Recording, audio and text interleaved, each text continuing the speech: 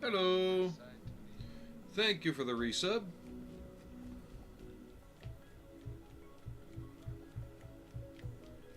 How you doing?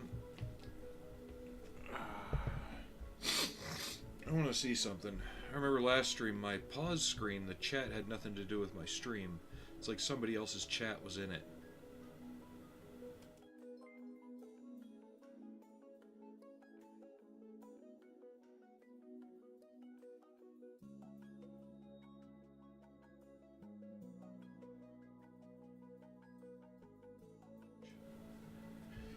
Yeah, we got some strange things going on. And somebody's meowing at me. Hi, Mimit. Mittens. Come on. Come here. You want up? Come on. Come on. I don't know if you can hear him or not. Come on. Up. Up, up. Hey, buddy. Come on. Come here. Come on. He's looking. Come on.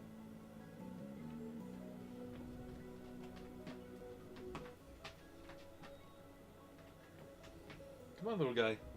Come here. He's gonna walk off. Alright. Let's get airbrushing the base colors on the main armor panels and the helmet. Flesh colors will come after.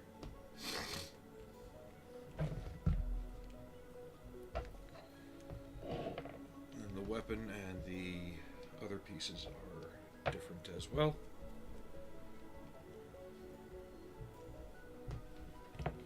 Can you hear me okay?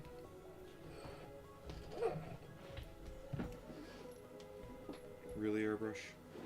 We're starting off today like that, huh?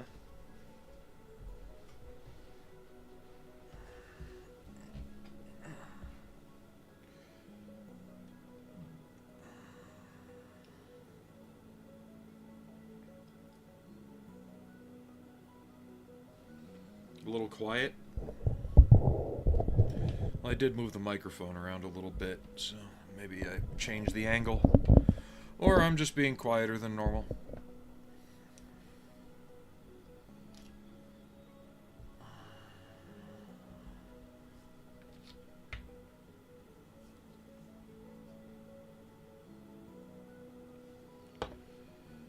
So yeah, I'm off today.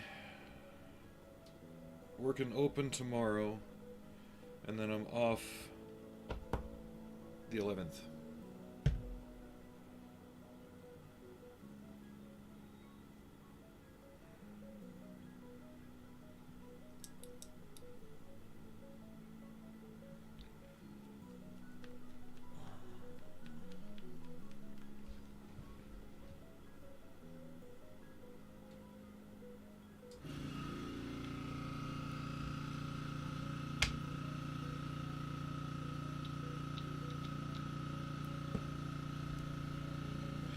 Yeah, that surprised me, considering it's a 210% increase. I thought it would take a bit longer than it did.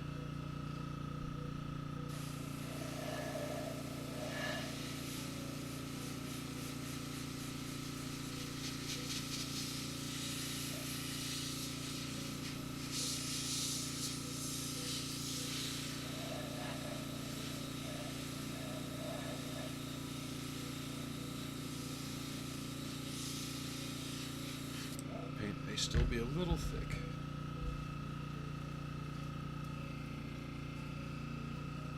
But I didn't have any hiccups.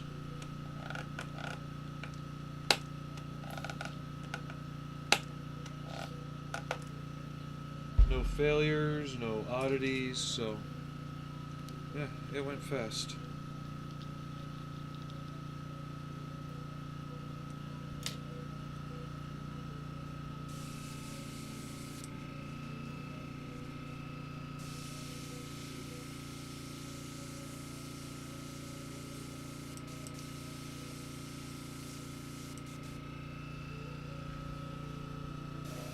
I was joking with one of the club members the other night about printing and painting him in time for the contest on the 21st.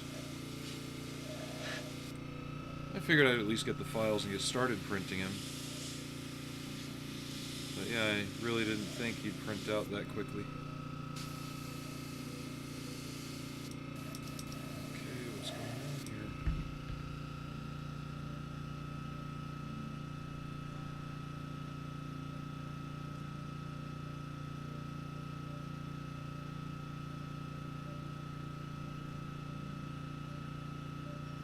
Might have an airflow issue.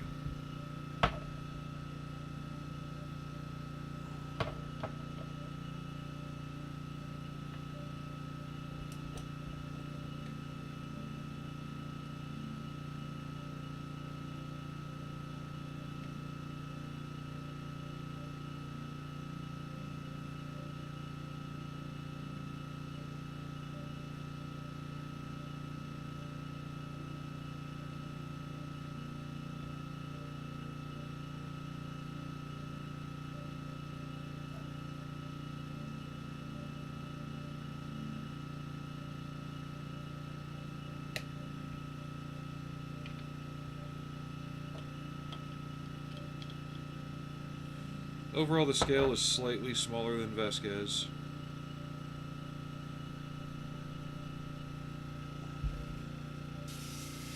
There we go. That's more like it.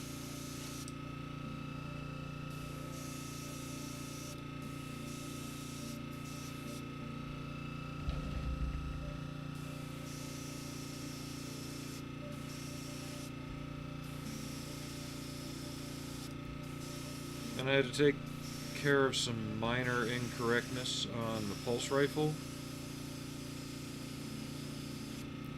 The guy had pictures of the actual props when he was doing the sculpting. I could see him on his page. Yet he still added 3 vents to each side of it, right here. So I had to fill those and get them evened out. The only time I've seen those vents is in the video game pulse rifles.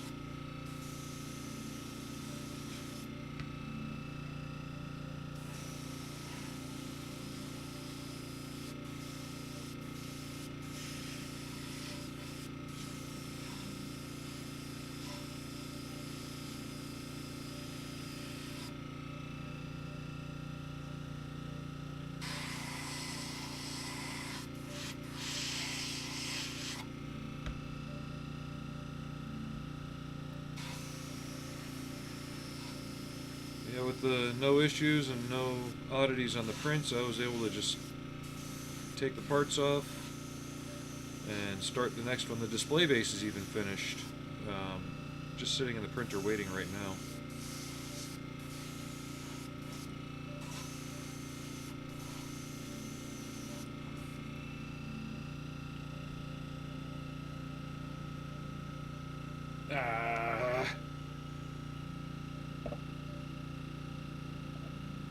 Fuck.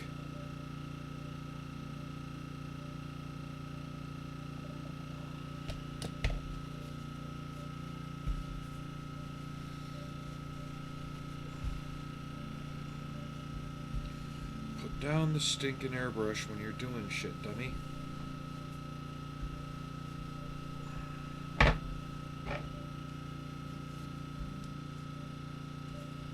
Dumped out half my fucking paint. It's a good thing I got more, but that's not the point. The point is we don't want to waste paint.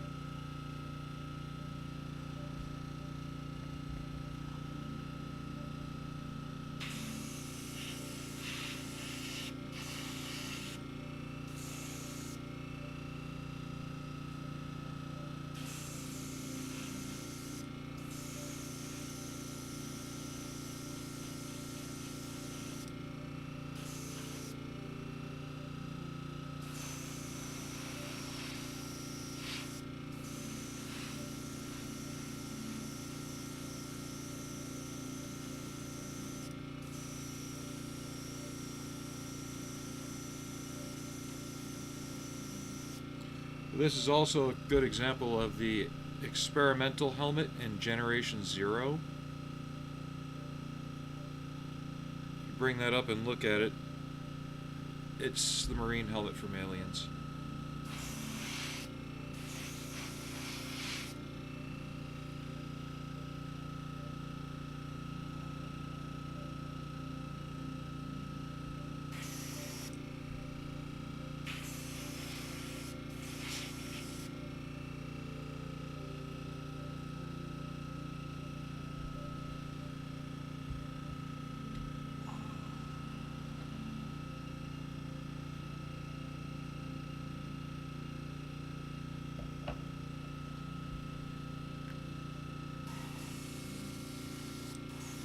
Yeah, for some reason you can type Hicks in chat, right?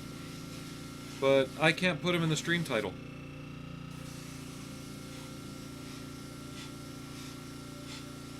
It wouldn't let me.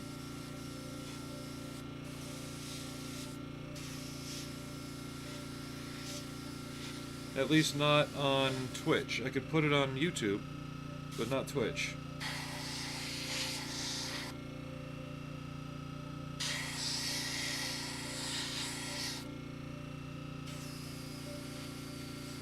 It gave me some warning saying that the word would go against some guideline.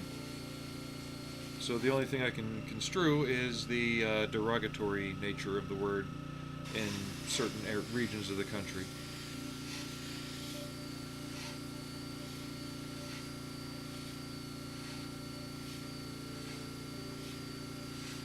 I even had it in context, using the rank of the character and everything, so... It's not like I had the title of the stream going, Dumb Hicks, you know.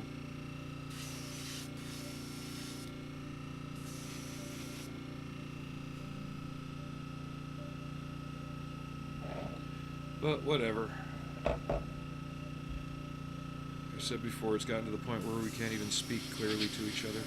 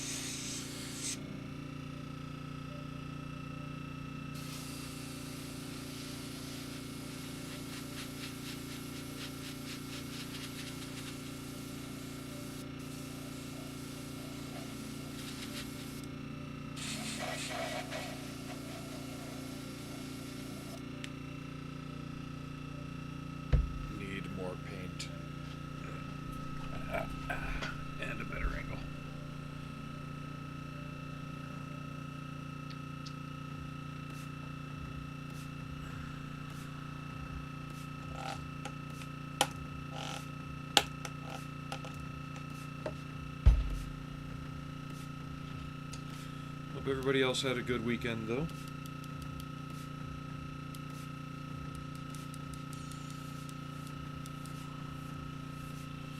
Mine was alright. Sorry about not streaming on Friday. It just turned into one of those days where I wanted quiet.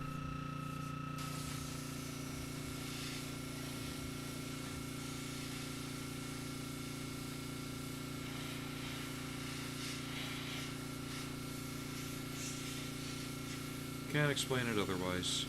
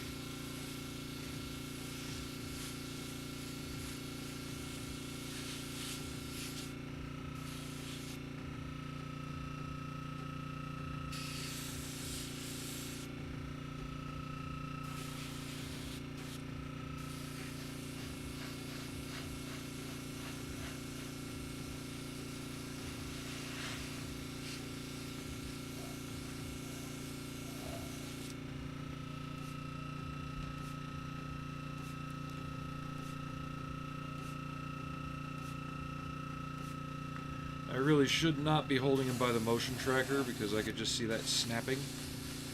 But I've got no place else really to hold it.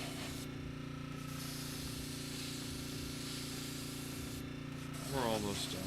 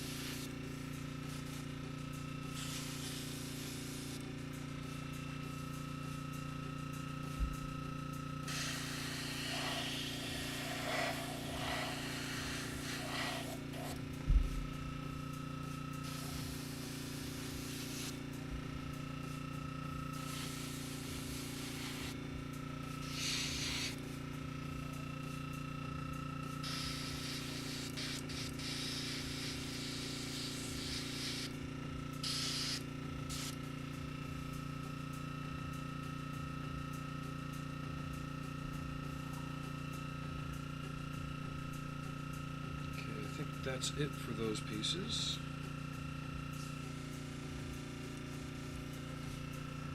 Put this back in the bottle.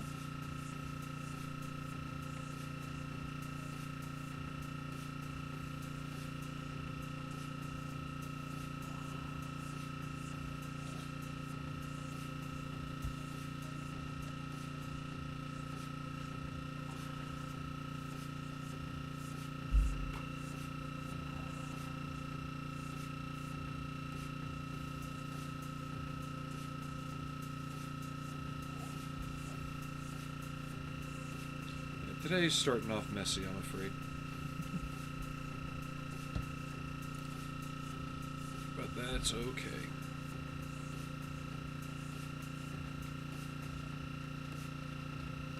That's what Head and Shoulders shampoo is for at the end of the day. That stuff will rip the paint right off your hands. And probably the layer of skin under them too. But isn't that what it's for? Hi, Allie. Why are you so jumpy, girl?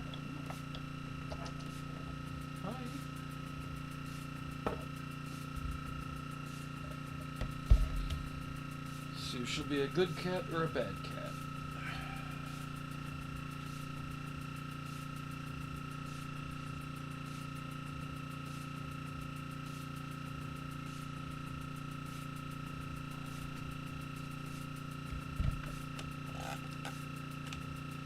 I'm gonna need a new Windex bottle soon. This one's gumming up.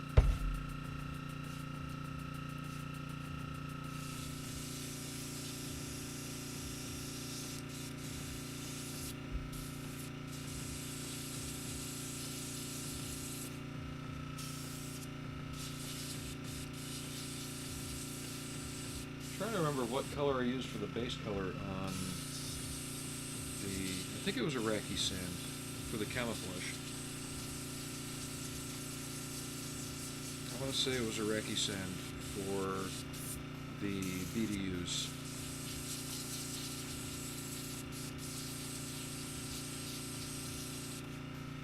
Because they didn't use a standard woodland pattern camouflage in the film, they used something else. Hey, Alex.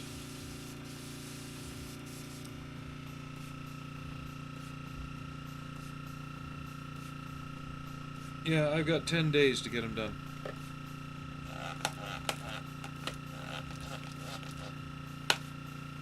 If I can get them done. No real pressure. I usually don't build for contests, but just a little challenge. If I don't get it done, I don't get it done. No skin off my back. Just thought it would be a neat motivator for me. Hey, Major Havoc. I'm okay.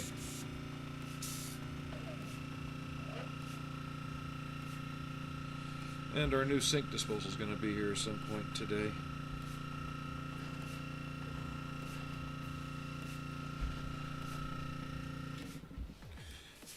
Last week I had dumped out the old coffee, and I heard a different dripping than what I was normally used to going through the drain. And I'm like, what the hell? So opened up the cupboard under the sink, and sure enough, the inner seal on the disposal had gone out. Oh well, it happens.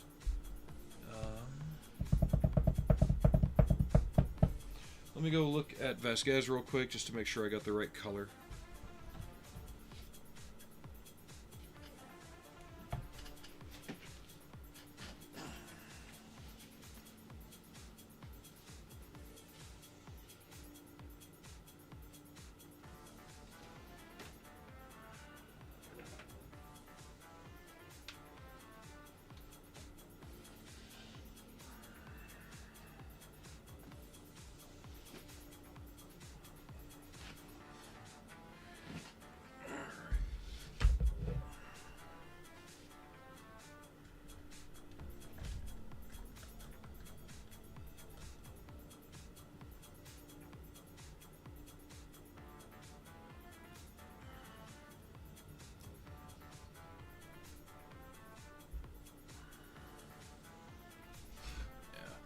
Looks like it is Iraqi sand for the pants and such.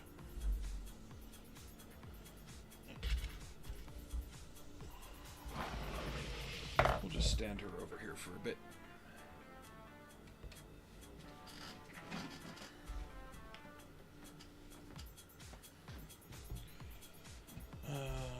However,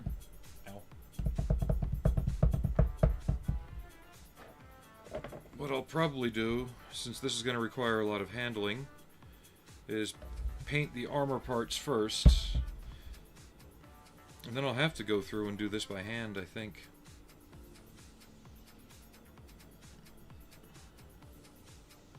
We'll see. Let's get the flesh tones down first as well. Anything I can do with an airbrush I want to do right now.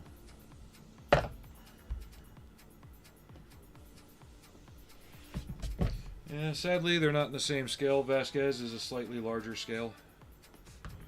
But I didn't even know Hicks was being made at the time I printed her. Or else I would have planned ahead.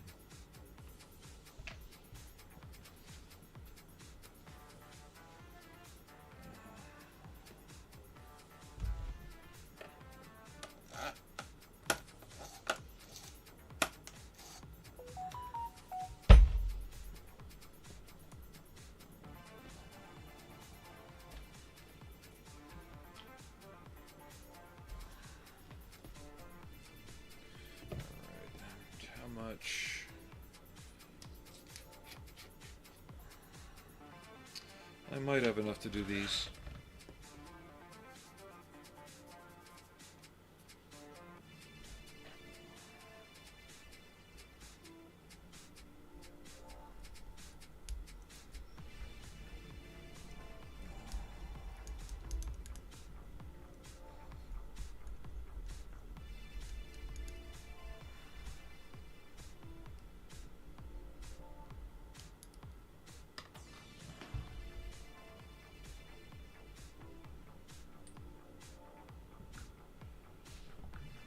Did you guys have a good weekend, though?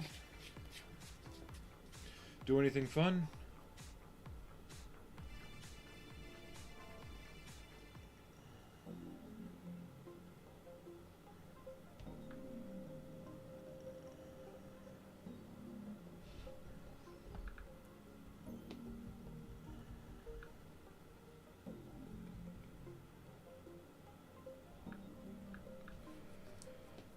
I know you found a house.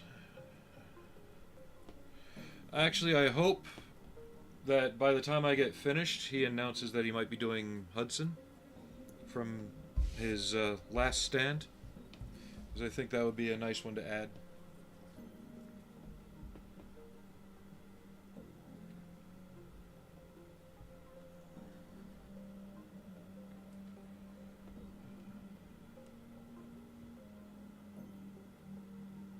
Well, supports, depending on how you arrange them, they can be almost invisible. Take this for example. The orientation I picked was like that. So say this is the build plate. So most of the supports are in areas you're not going to see when it's done. You just got to sand them down. Furnace in Denmark. Broke a sweat, blink in your eyes, Jesus. Then there's some along here. But other than that, not a whole lot of them. Oh, there's one I missed. You just have to make sure that any place that could be, you know, not contiguous is supported. Like there were supports right here in this pocket flap. Did there need to be? Probably not. But you have to draw that fine line between supporting the part for printing and also supporting the part so it doesn't sway when you're printing, because I've had parts do that and really get screwed up. Yeah, this one I think I lucked out. On this part I had to print it kind of like that. So all the support marks were in areas I could sand flat. And if you'll forgive me, nature is calling, I have to run upstairs. I'll be right back.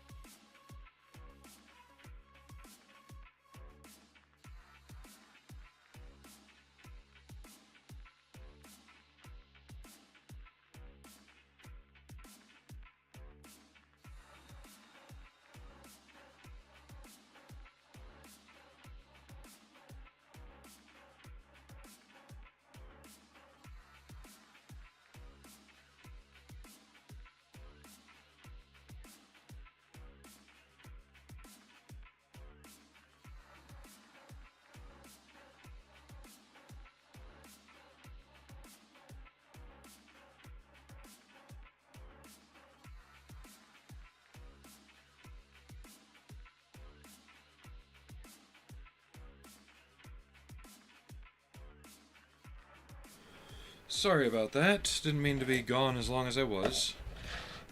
Or did I? No, I didn't. I was not expecting that.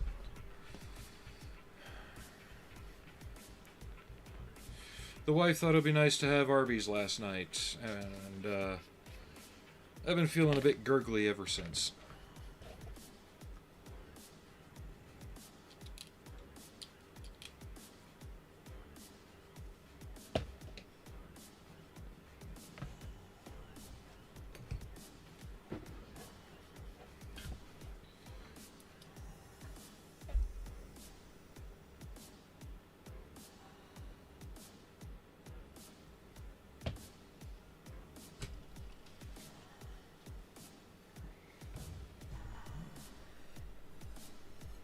Come on, move.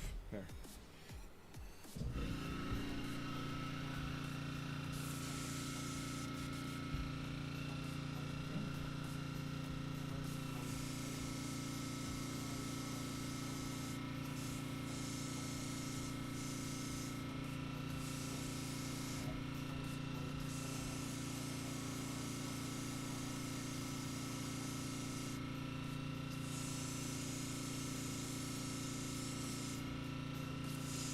And looks like my flesh paint might be a little thinner than I like.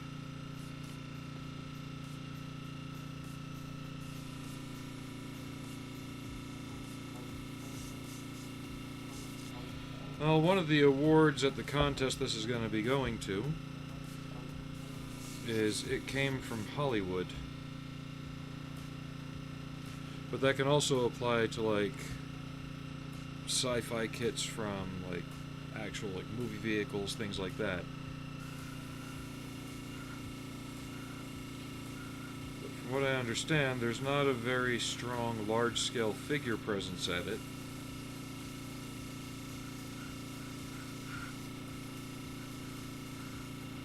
But Utah does have a surprisingly large amount of sci-fi interested people.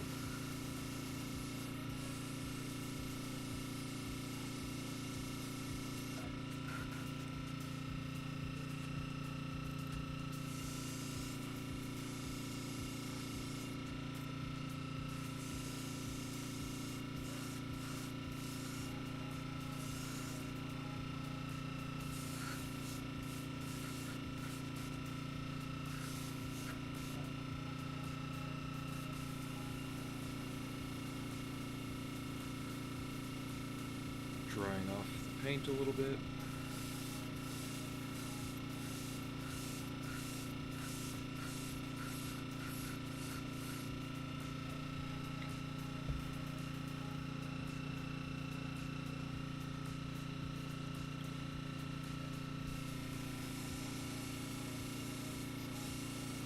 The real trick will be seeing how much of the fine detail I can recreate, like the USCM tattoo that's on his arm with some form of serial number that I can't get a clear picture of. So, I may be watching the movie later on today.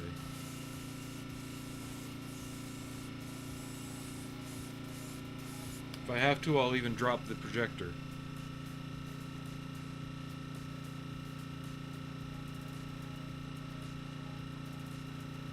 Don't worry, Alex. I'll try and make this the stream subject until it's done. Sometimes I just keep going after the stream, though, and wind up finishing it. Okay, let that dry for a sec so I can hold it another way and paint the hand.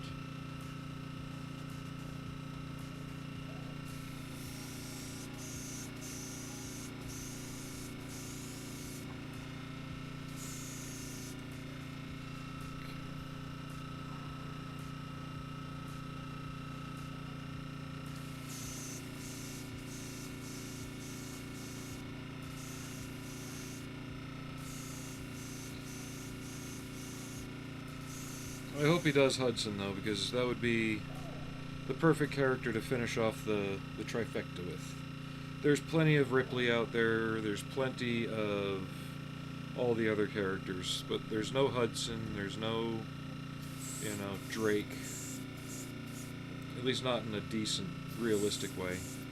There's been other Colonial Marine characters, but they all really feel like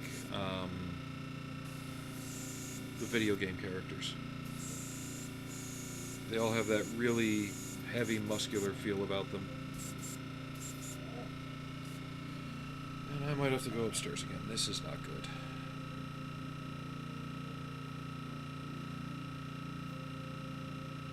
While I'm up there, I'll take some Pepto as well. I'm not liking this at all. If I can get this to dry off enough that I can put it down.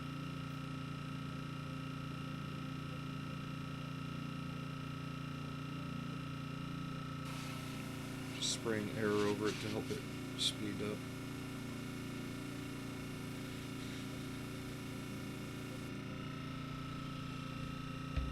There's chest bursters, and now I've got gut bursters.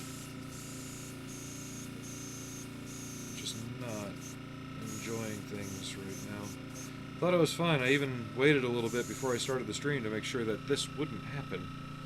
And yeah, looks like I didn't wait long enough.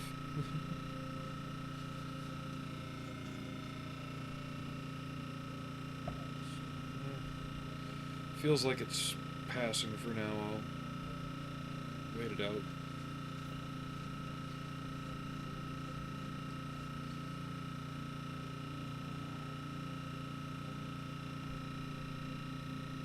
Well, you do know that William Hope has been in 3 Alien projects. He was Lieutenant Gorman in Aliens. So the actor who played Gorman has also been in 2 other Alien projects. He was the lead doctor's voice in the 2010 Aliens vs. Predator game. And he was Marshall Waits in Alien Isolation.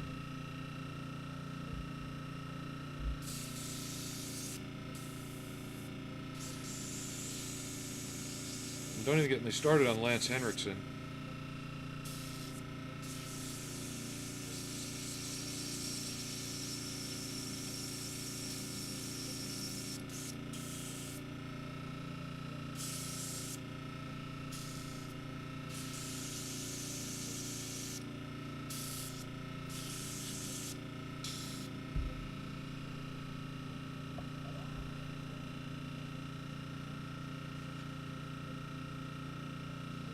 Lay down some shadows on that face. Where did I put those paints? There they are. I know I've got enough of the darker tone left to do this. I hope.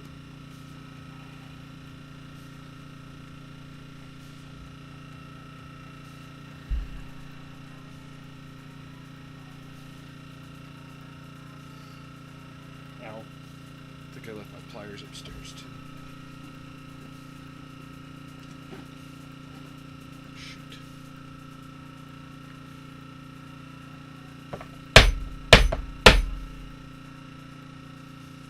Yep, I'm gonna have to run upstairs anyway with my pliers.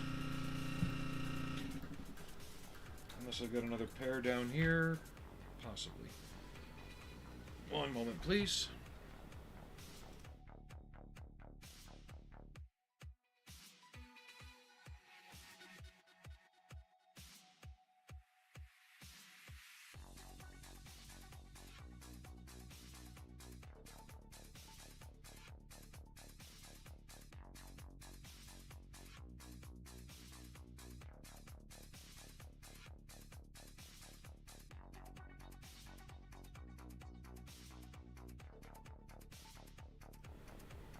Alright, turns out I had another one over at the printing station.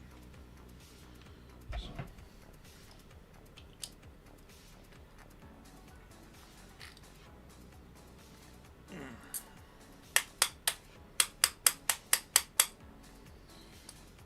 I just love it when Tamiya caps glue themselves shut. There we go.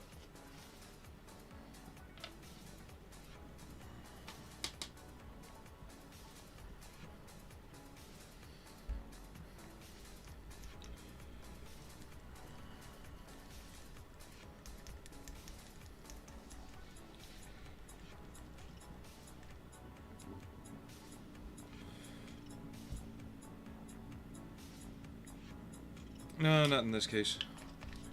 But yeah, to see Kuton do the three main players would be cool.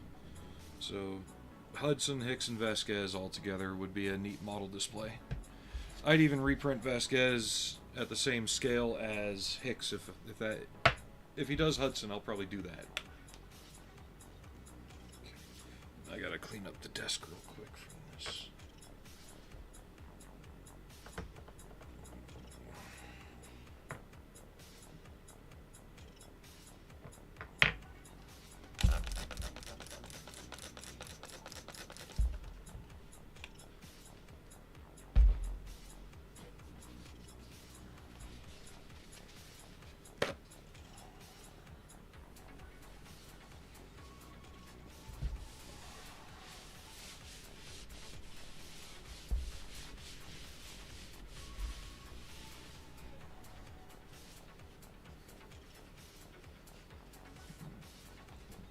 I don't know about that. I just do what I do.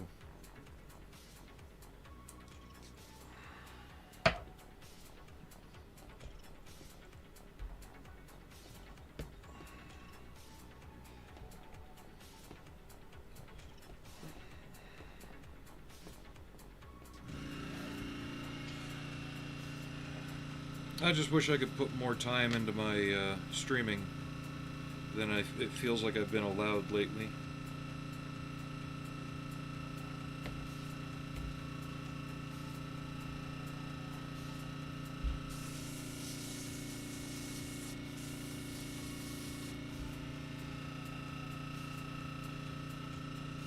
I mean, there's nothing keeping me from doing it except really time and energy. Mainly energy being the hardest part. Because there's times I could be. But I just can't concentrate half the time, really.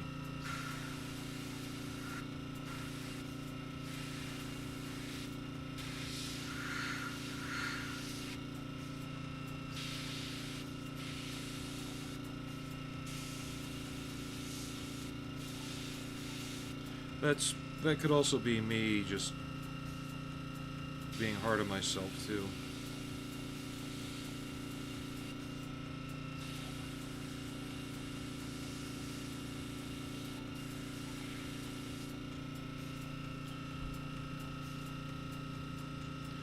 I know.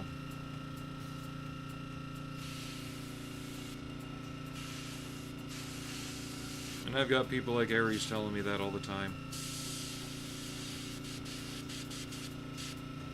We are all our own worst critics, though, right? As the saying goes.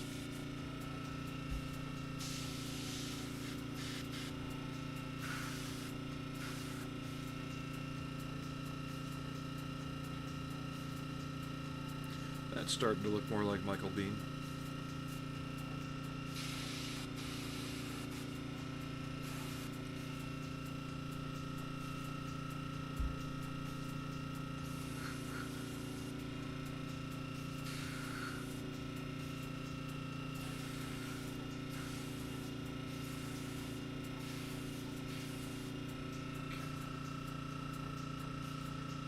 I'll keep it like that, and we'll come back with the bass tone and hit it directly from above like that, just to make sure.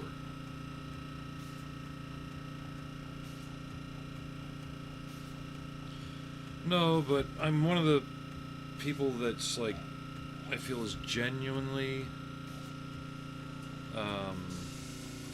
enthusiastic about the hobby.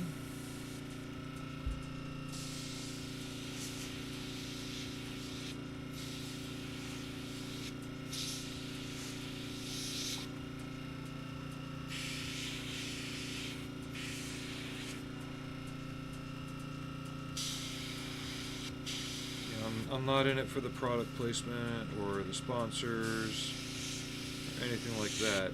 I'm in it for trying to get people to do it, right?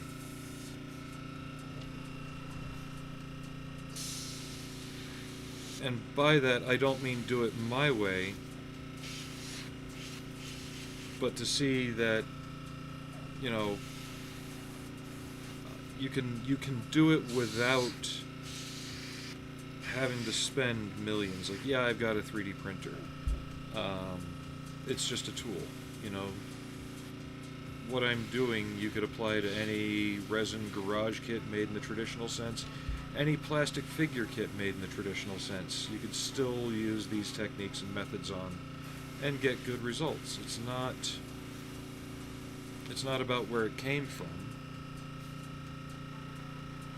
It's about the effort you put in and how you do it to achieve that result. Even thinking outside the box on how to do it.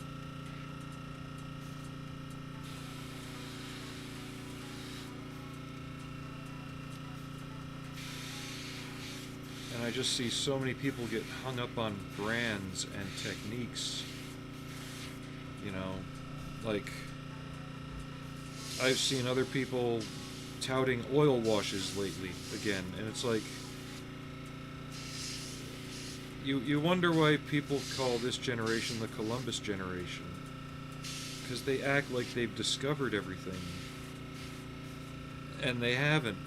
You know, it's like, I've been doing oil washes since the 80s, and I learned that from people who were doing it in the 60s and 70s.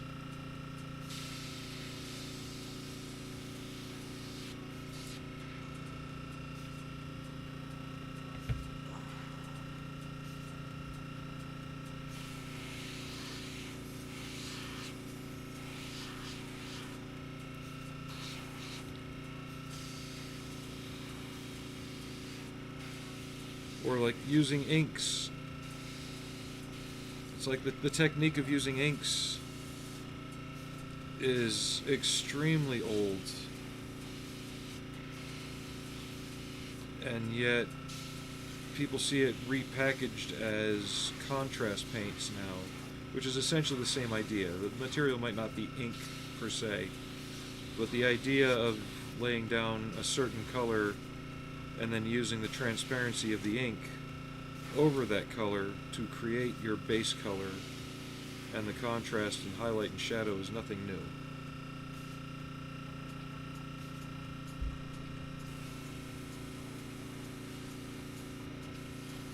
I believe there's even a fine scale modeler article back in the 90s about it, and a guy was painting orcs in that article. He was painting a metal Warhammer orc, if I remember right, with inks, just to show how it works.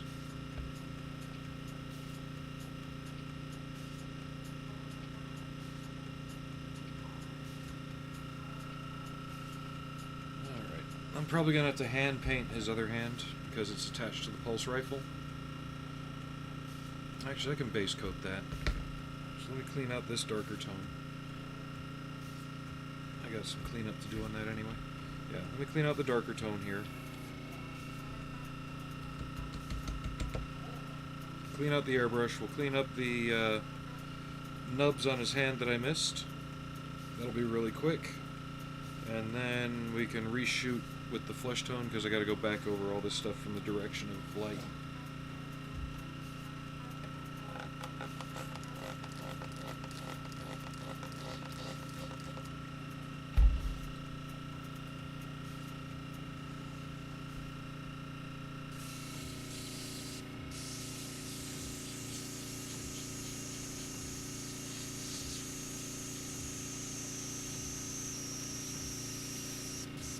I'm going to have to remember this section of this one. Go back and put this on the 5.1 system.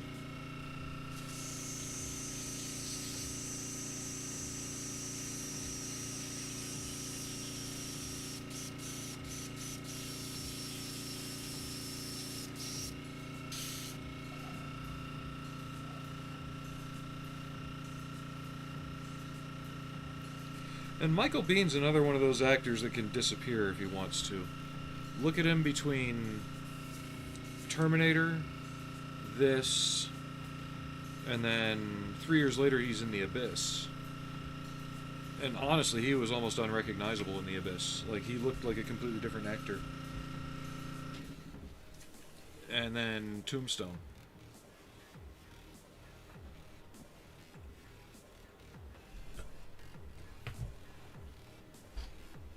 And I think he was a lot like Bruce Boxleitner. He got his start really in like westerns and stuff. He was more of a western actor in terms of where his career. The Rock, you could still recognize him. Even his tone of voice was what you would consider normal for the actor.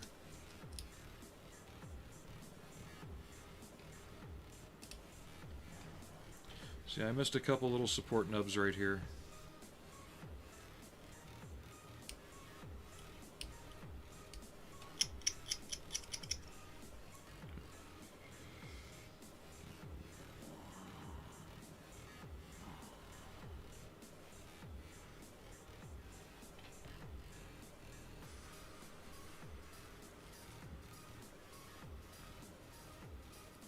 For the most part, the pulse rifle's correct. Looks like he based it off the airsoft version because of the rectangular shape back here in the movie that was rounded.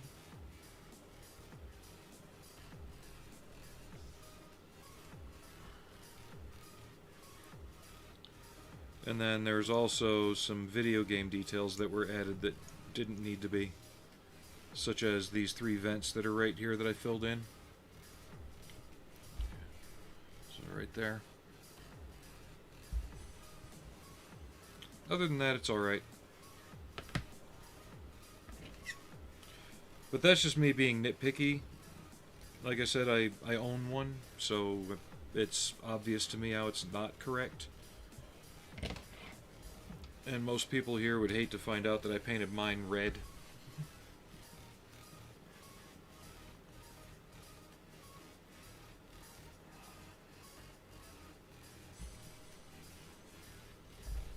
Or at least the Tommy gun part. The actual casing is a black-green with some personalization.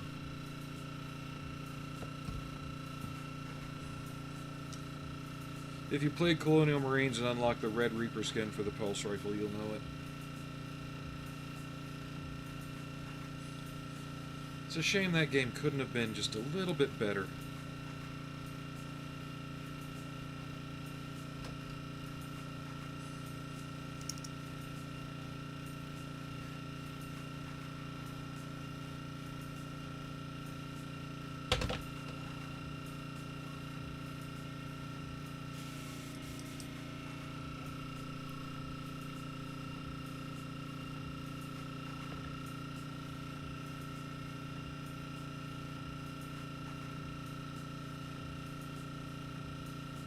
No, Brown Bess is a color made by Humbrol back in the 70s and 80s. It's an olive green that's got a very warm brown tone to it, almost similar to what the English were painting on their vehicles during World War II. Almost like a khaki drab, but a bit greener.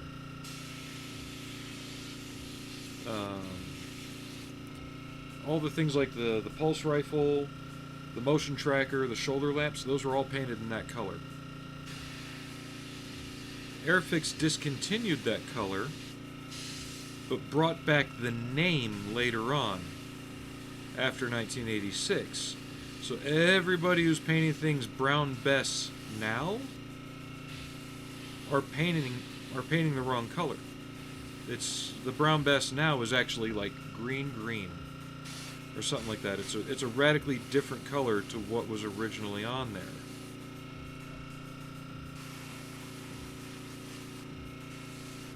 Which makes it very difficult to match and recreate.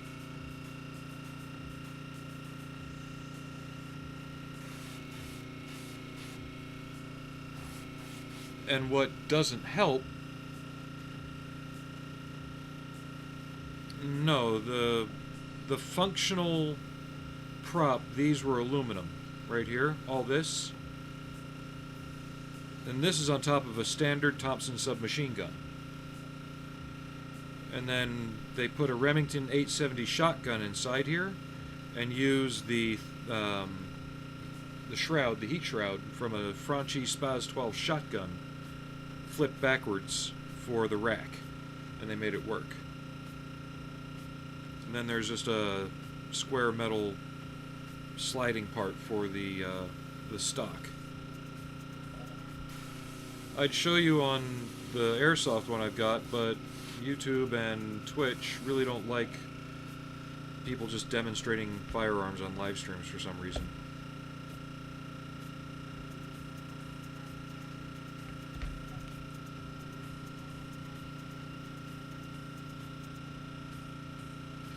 Yeah. Adam Savage might have the in on the industry because he's worked in parts of it, but I've watched a lot of his stuff and found that he either recites canned knowledge or paraphrases a lot and doesn't exactly, he doesn't repeat the truth as it is. He embellishes things sometimes.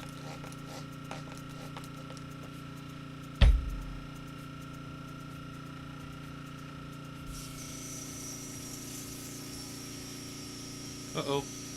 Ah! Of course, he waits till I put the pulse rifle down to do that.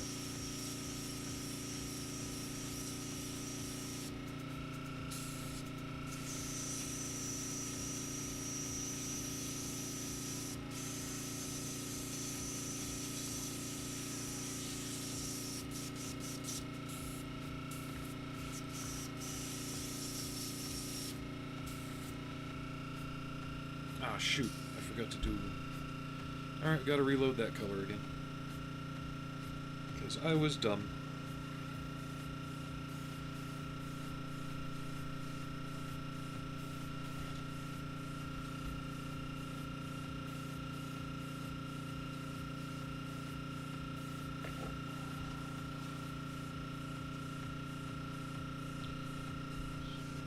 Yeah, just let me finish the face, and I'll kind of go over some of the oddities and intricacies of the armor and the uniform.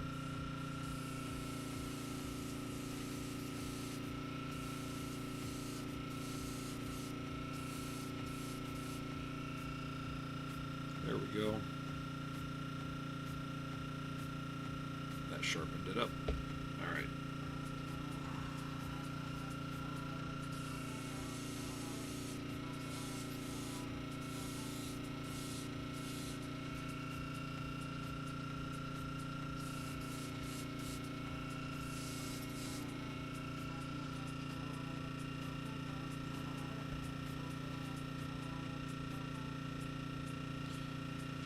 He is an influence, but unfortunately there are those out there who treat him like a god.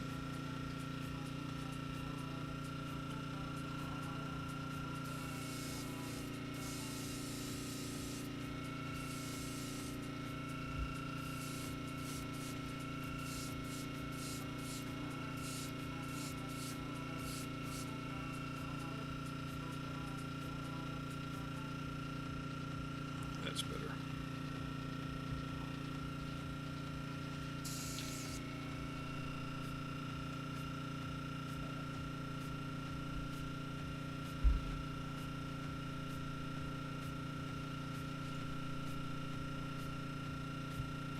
And I believe the pulse rifle that he handled, it was one of the operational ones, but it was also one of the ones that was painted black for Alien 3,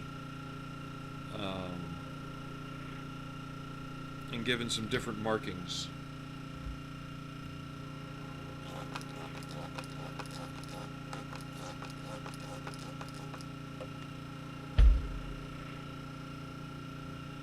If it's the video I think you're talking about.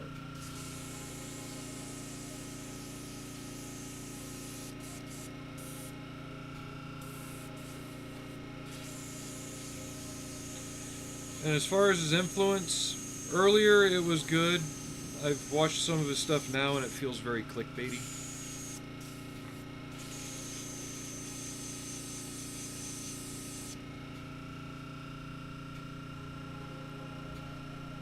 But it could also be the people editing the videos for him, too.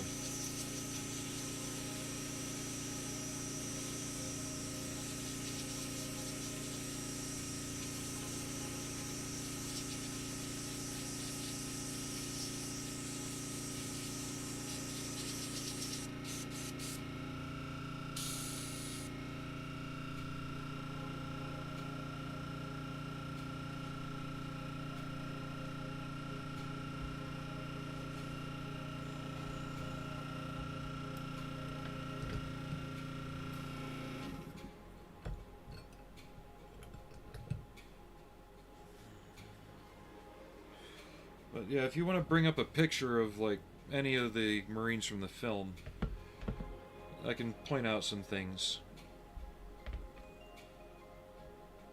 One, all their armor was uniquely personalized. That's why I'm kind of disappointed in this. I don't know what this strap is for. I think it's for his shotgun case, which is fine, but I can't find evidence of it in the film. I think the shotgun case was attached to one of the hook pads on his back, which makes it easier to get rid of. There's a heart here, because he took this armor over from James Remar after he got fired.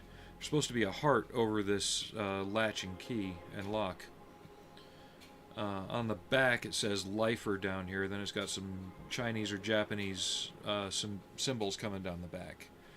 And then here it says born again around the gunshot in his shoulder. Down here on this pad it says non-toxic. There's just other little nods to things, like there's something I'm going to be adding to the helmet. I found a picture of the actual Hicks helmet to back it up. It's blink and miss it in the film, but if you look, there's a daisy on the side of his helmet, but it's plastic, and it looks like it's like the kind of thing a kid would put on the wall to hang their coat on, right? So once I get everything painted, I'm going to scratch build that. That way, if I have time, I can add it. If I don't have time, I'm not worried about it. But if I can get it done, I can glue it on. But yeah, it's a little plastic daisy right here with a hook and everything coming down around it. Actually, let me see if I've got the picture up. I can just take a picture with my camera and show you. Yep, there it is.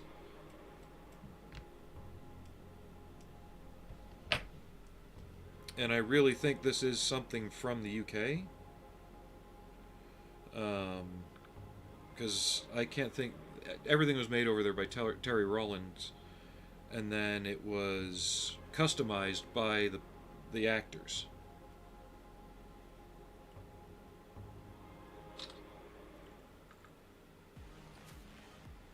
And this is such a blatant detail, I'm amazed it was missed. But yeah, that's what we're talking about right there. But that's right above the camera on the helmet, which is kind of like a nod. It's almost like the sci-fi nod to, you know, picking a daisy and putting it in your helmet band. And then you've also got the motion tracker right here, which I'll have to paint up. Overall, it's pretty correct. There's some minor shape and detail differences in the armor. I'm not about to go through correcting that just for correctness' sake. But if I find something that really jumps out at me, I'll try and add it. But the armor was painted in one camouflage pattern, like you could see on the helmet, which is reminiscent of the old 80s, like vehicle camo, the Murdoch camo scheme. And I'll bring up another image of the armor.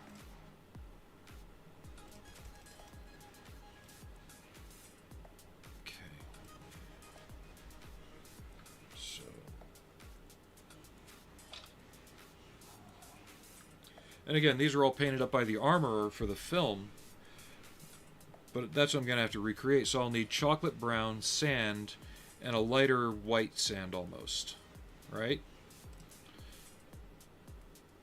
So once I get that, yeah, the heart's under the lock. I won't be able to recreate that, unfortunately, or paint the name on the chest. Fortunately, there's one on the back of the helmet and some others. There's the Born Again right there. So there's that. But you notice the camo on the armor is one way. And then there's the actual uniform, which is completely different. It's not a woodland BDU pattern. It's actually more of a desert pattern.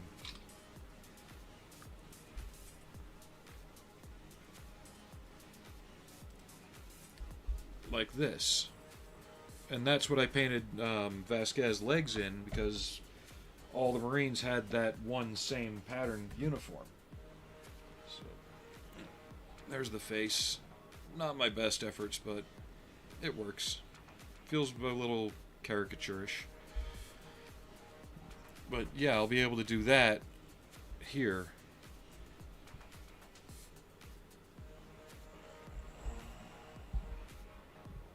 Try and do it a bit better too.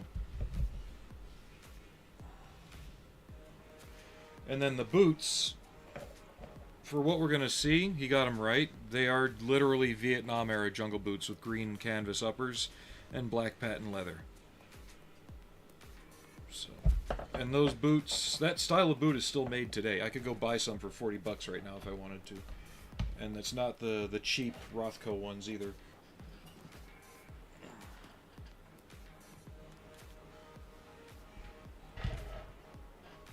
So, let's work on the helmet.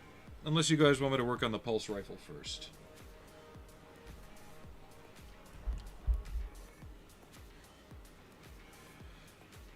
But all the pictures of Hicks armor that I can find are fan recreations or otherwise.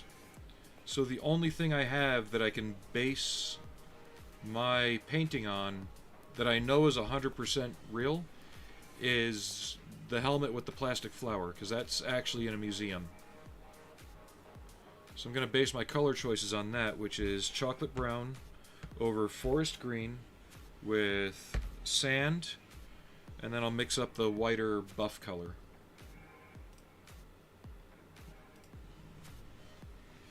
Another reason I hope he does Hudson is he's got a lot of interesting stuff on his armor. Like Hudson, right on the crotch piece here, you ever open up a can of Spam or anything else that requires the little metal key that you turn to open up around the edge? He has one of those riveted to his crotch piece.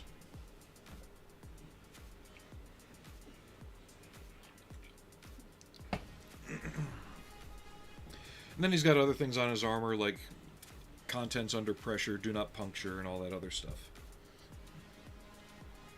But yeah, let's work on the pulse rifle. I want to see if I can find something that looks close enough to Brown Bess. So let me bring that up.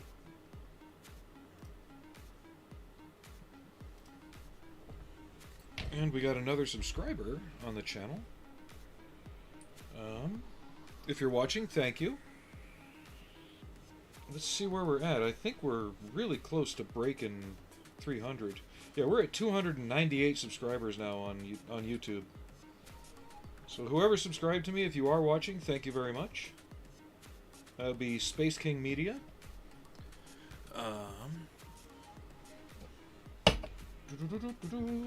So we're looking for Brown Bess. 1986 Brown Bess to be specific. Get the brush out of the way.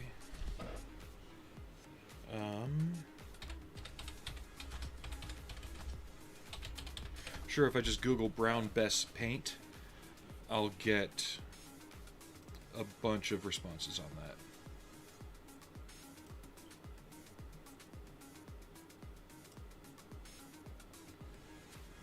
Yeah, the thing is, it sounds like his death could have been avoided. Because he just got done doing a run as a recurring character on Agents of S.H.I.E.L.D. You know, he was coming back, you know. He just had some health issues. And from what I read, that whole thing was avoidable.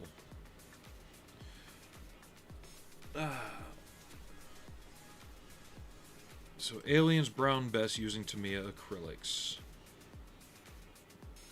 So somebody...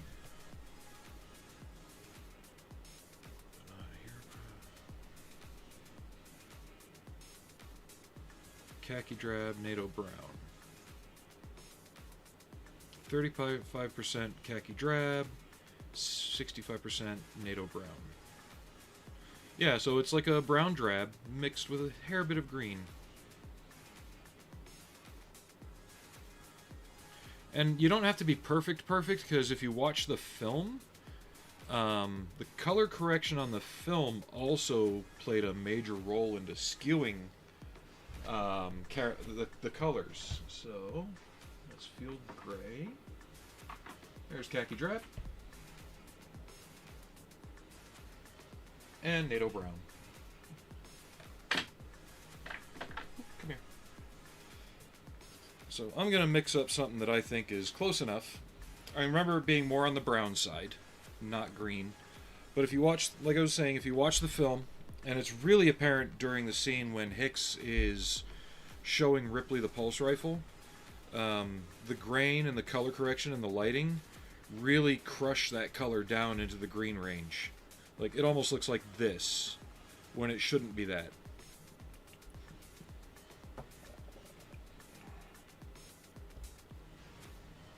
Okay. Mixing palette.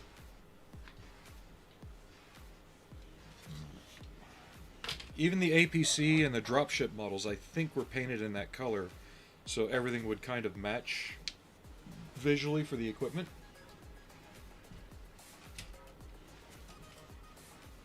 Get some good shaking. How much khaki drive is in here? Do I need to find my other bottle?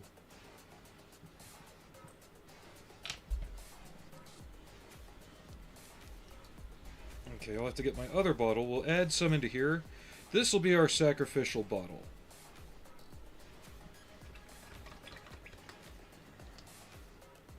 Oh, yes. You're talking real life stuff, yeah. Between the amount of time each vehicle spent in the sun, how well their respective crews maintained it, repaints. A lot of times they're not given the actual color, they're just given a spray can and saying, okay, yeah, here's some black spray paint, go touch it up. Here's some olive drab spray paint, go touch it up. You know, it's never, here's the exact color that you need for your vehicle to touch up that scratch you put on it by hitting a tree. So, we know it's a 3565. I don't need a lot, so I'm just going to dump some NATO Brown into here, shake it up, and see what we get. Because I'm flying by the seat of my pants right now.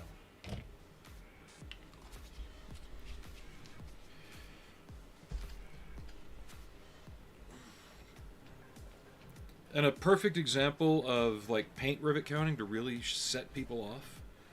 Because you'll get people all the time that they carefully mask off the pattern on their Swedish S-Tank models for the splinter camo that they had on it. Because at a glance it looks like you could do that. Until you point out to them that each vehicle was hand-painted by the crew and no two were alike.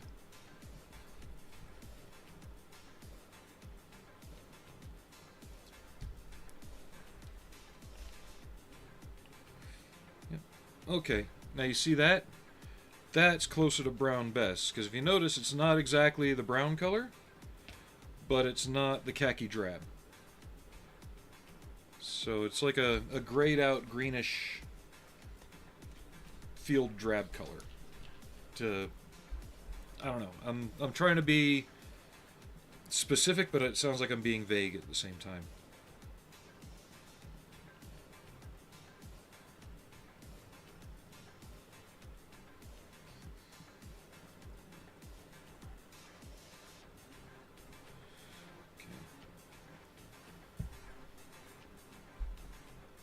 Wow, that microphone's picking up everything, even the lightest tap on my elbow.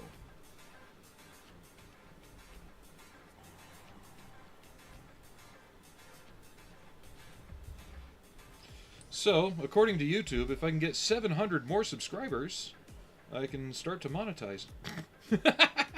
Yeah, like that's going to happen very quickly.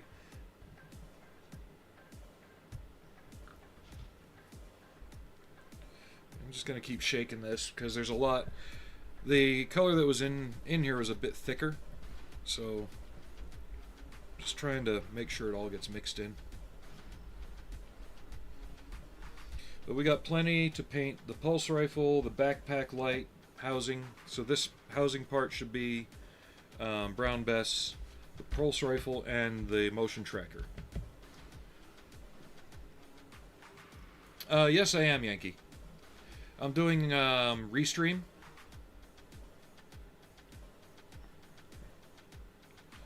So unfortunately, the YouTube chat doesn't show up for Twitch, and the Twitch chat doesn't show up for YouTube.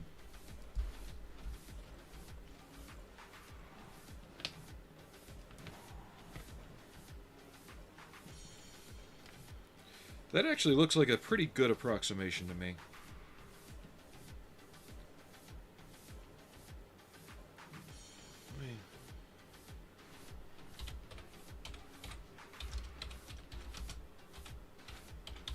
Keep in mind, I'm just Googling it and doing an approximation based on what I can find.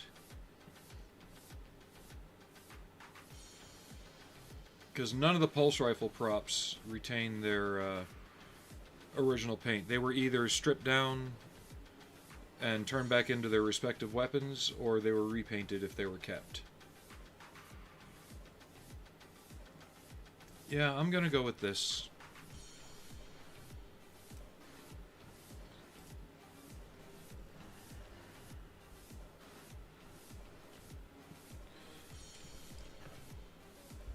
I know there's a way to do it.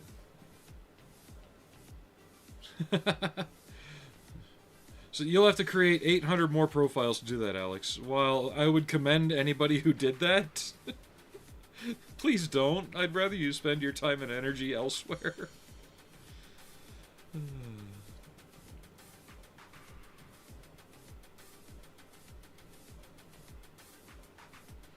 But this definitely reminds me of one of the English vehicle colors from World War II. I don't remember the exact number of it, but I know this color. I've seen ammo cans painted in it. I've seen a lot. And I think that's what the brown vest from Humbrol was originally meant to recreate.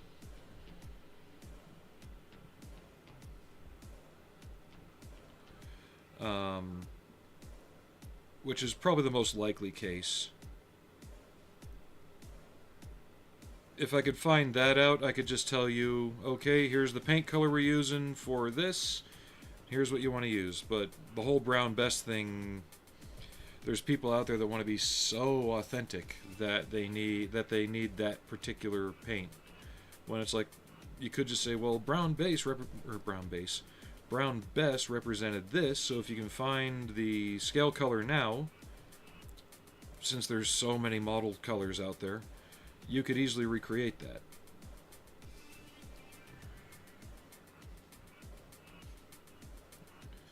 But that looks right. I know to others, especially once it gets on the pulse rifle, they're going to be like, what is that? It's not wrong. I'm telling you it's not.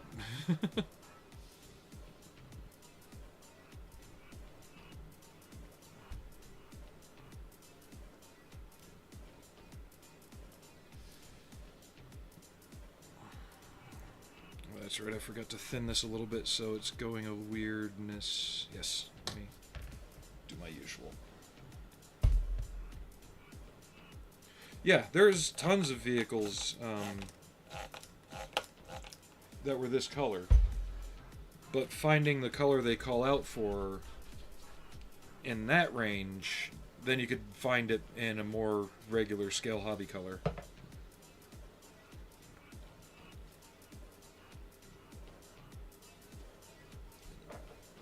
I know I'm explaining it right, but I know it doesn't make sense either.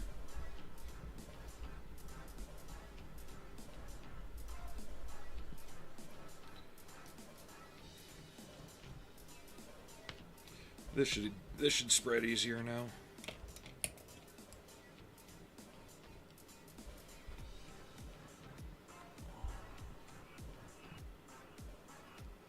There we go. I'm not worried about being too sloppy, except around the hand, because a lot of this is going to be getting painted black and then scuffed up with a little bit of aluminum.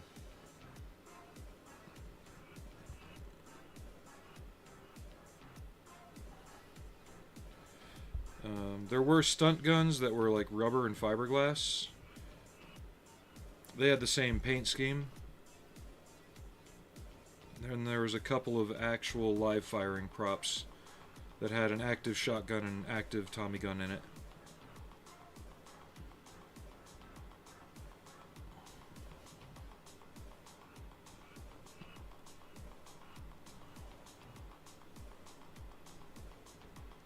I'd even considered returning my pulse rifle back to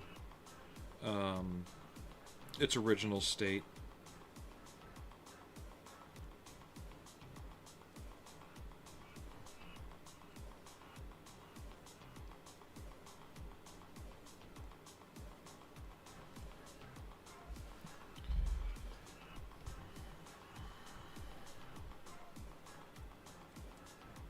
It wouldn't be that hard. Stripping the red off would be the hardest part. And even then, it's just the Tamiya candy, so I could hit it with Windex and just wait.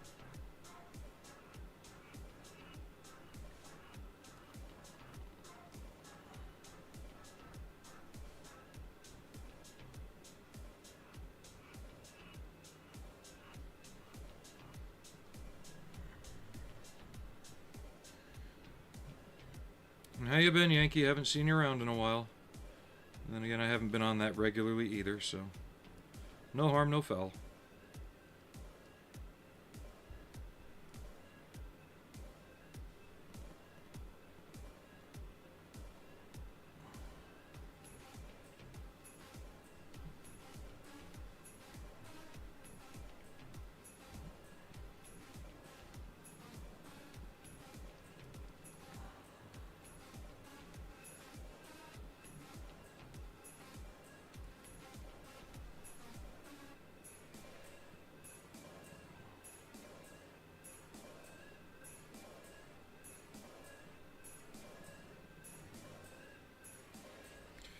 It's an airsoft version, so it's it looks like it should, but I don't think it's authorized because it's marketed as the Snow Wolf.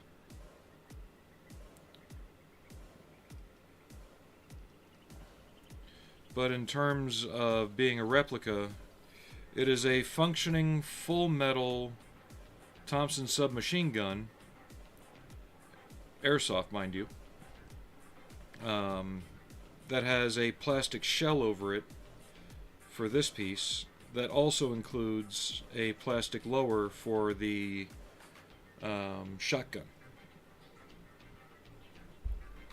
And I've got it to the point where if I wanted to, I could take the guts of an airsoft Remington shotgun and install them in the shotgun portion and make that work.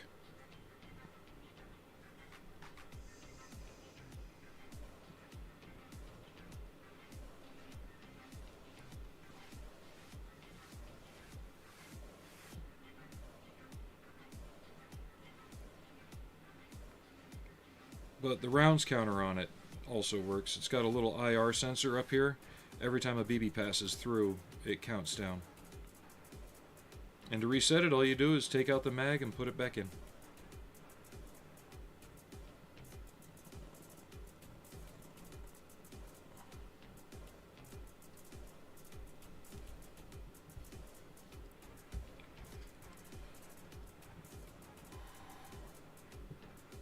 But like I said, I painted mine up as one of the schemes in Colonial Marines.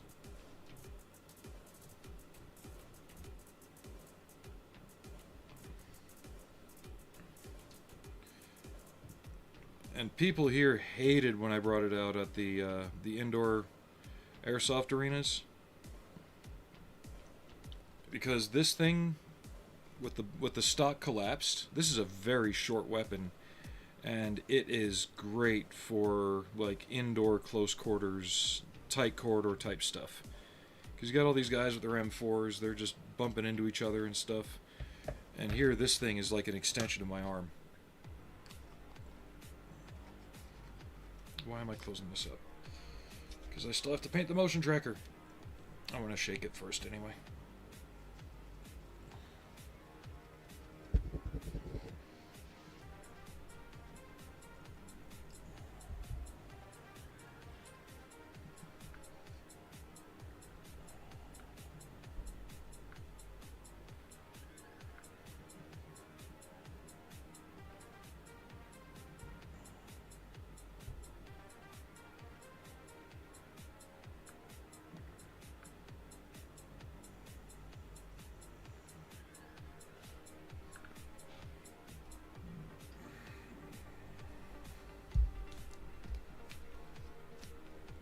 Actually, the mag that was in mine held 250.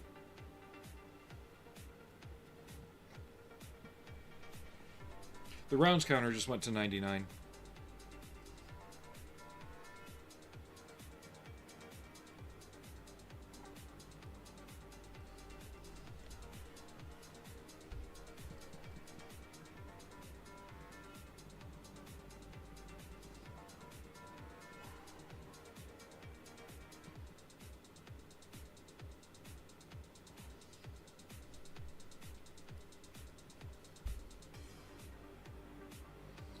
Well, the indoor field I was at, if you were below,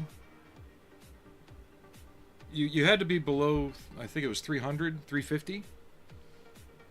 You had to be below 350 FPS to use your weapon there. Single fire only.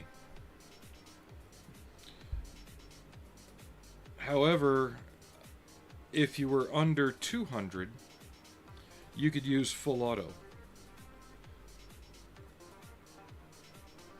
I kept my pulse rifle at a higher rate, but I had an MP7 that was below 200, so I would run around just full autoing that.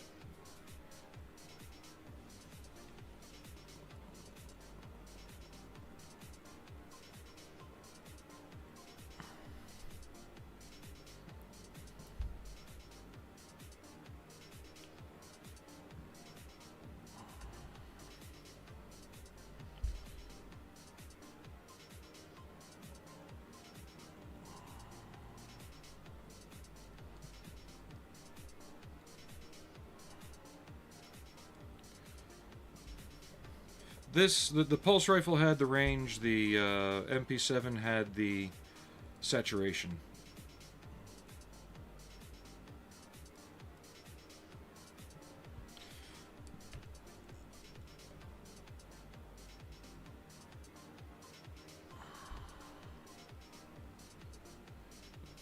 Oh, for the sake of the movie, it wasn't strictly a Thompson magazine, and there were caseless rounds.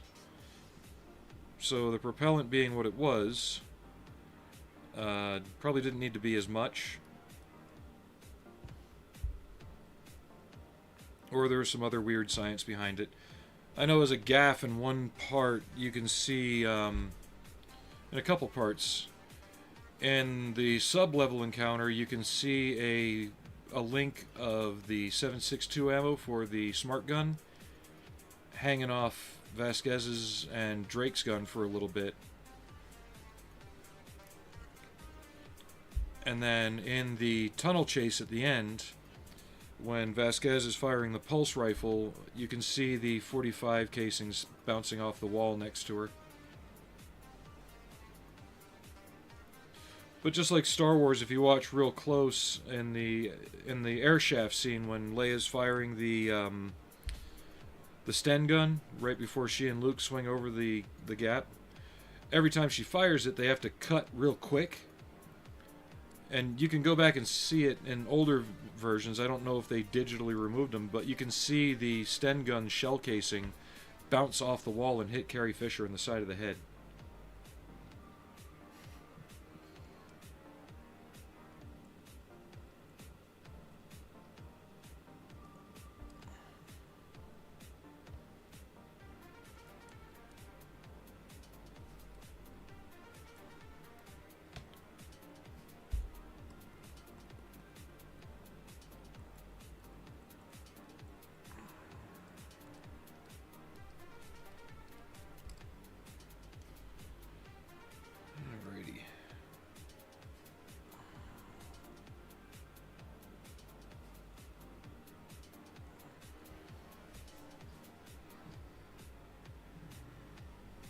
I know it looks weird, but that is what they look like.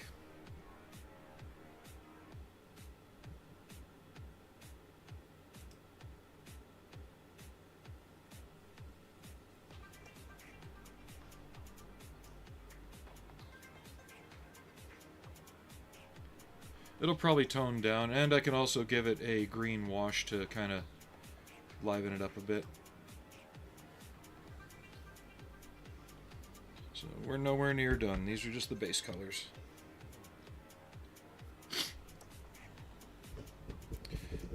So far, it's been an hour and a half. I am going to take a stand-up and move-around break. You guys should too. I'll be right back.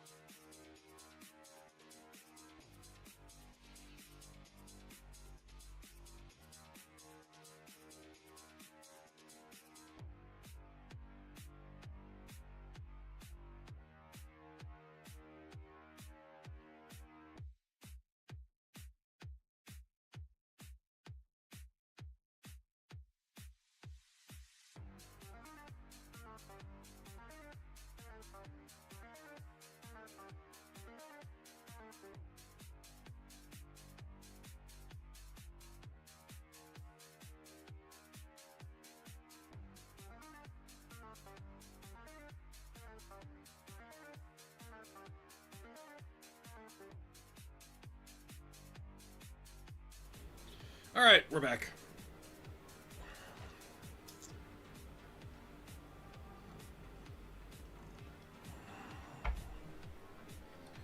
Thank you for not abandoning me.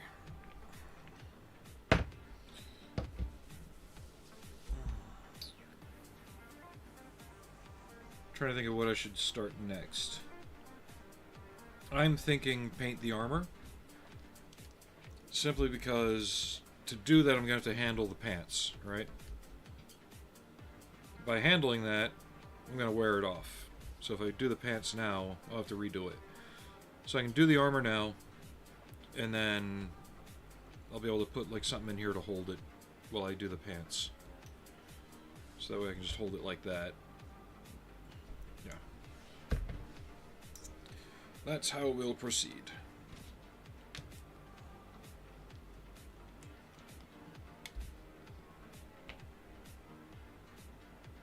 Notice some edge areas I missed.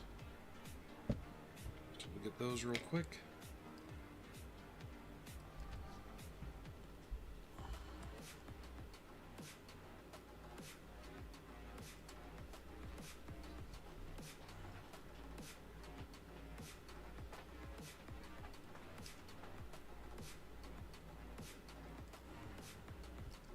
What color are the straps?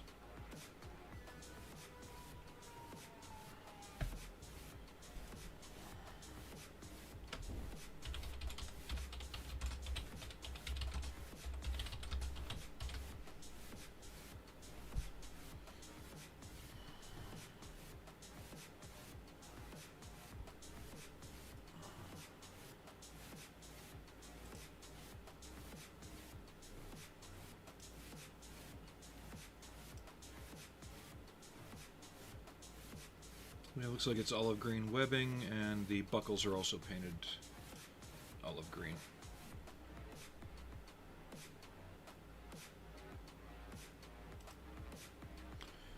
And it's a dark brown for the leather padding here. Okay.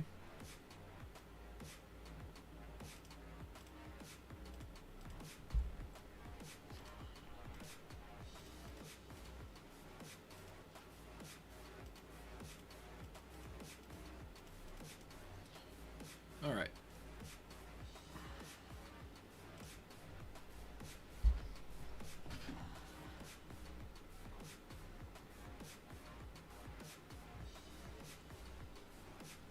The straps will be a different color. But these got painted the same green as the armor, and then they got scratched up, so the black plastic will be showing through.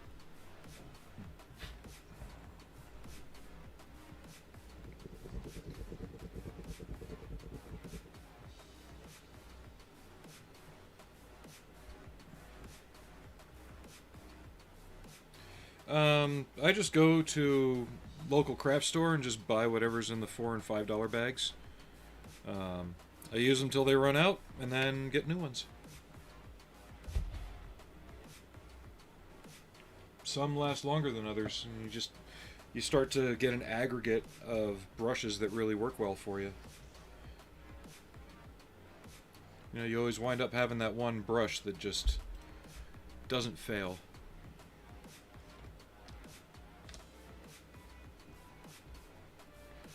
Now, that almost seems like chocolate brown, but not quite.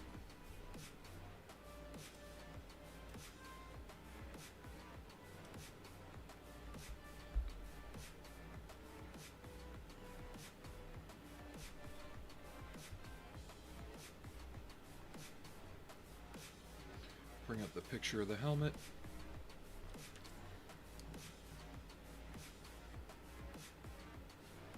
We'll start with that anyway.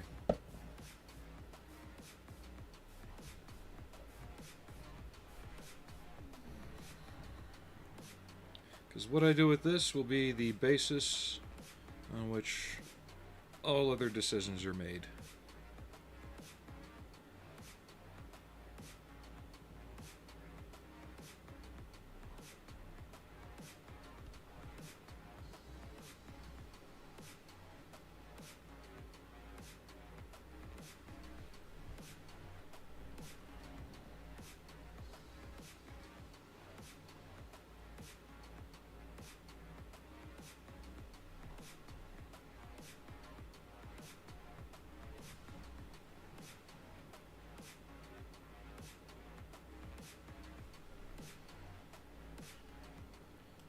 Could have sworn I had some other shots of that helmet from different angles.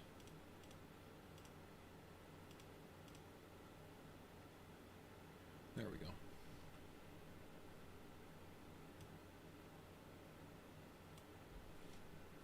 Exactly. And that's not to say go with the cheapest brushes out there. You still want to start with a decent quality brush.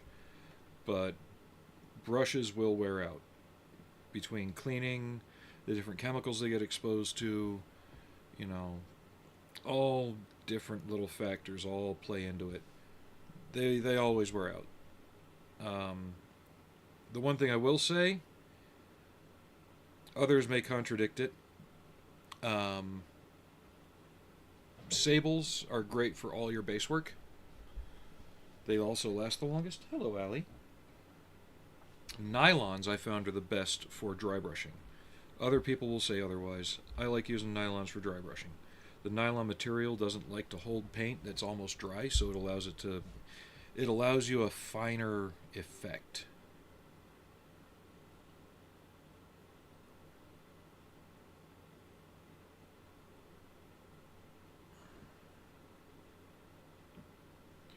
So it allows more of the particles of paint off in a lesser means. And, you know, you can beat the crap out of the nylons for that and not worry about it. Okay, let's get some more music going here.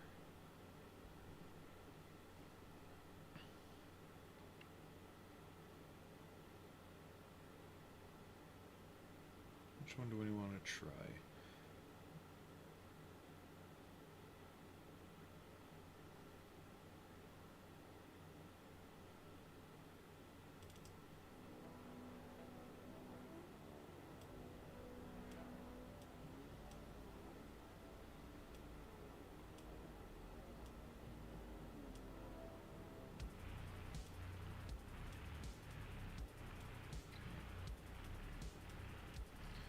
We'll go with this one for now. I wish I could play the movie soundtrack, but that would probably get a copyright strike or 10. And while I'd like to copy the pattern as perfectly as possible, I don't think that's happening. Because I just can't get enough quality reference images of what I know to be the original. So I'll do what I can.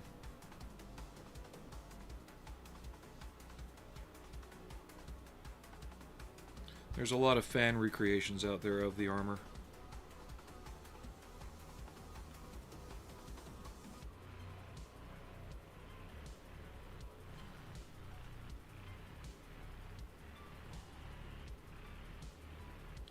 Yeah, the neck armor could be better.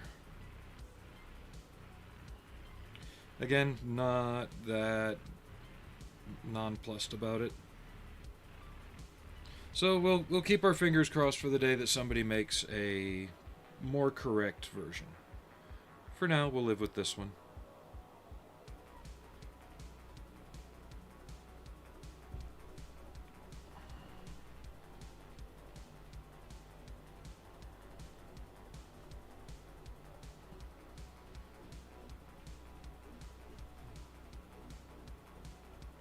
Next stage. We'll just move on and do this to all the different pieces.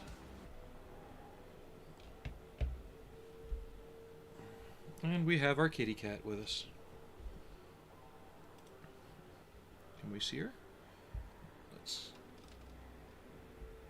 Allie, your fans want to see you, girl.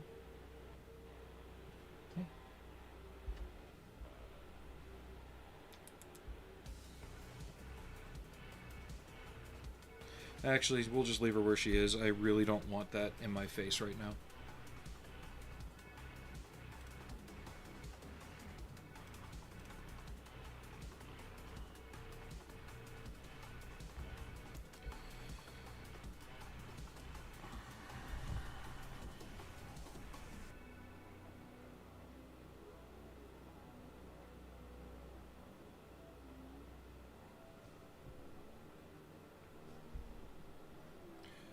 But I think If I remember right, the guy who did this armor was also responsible for helping to make the Stormtrooper armor in Star Wars. I could be wrong.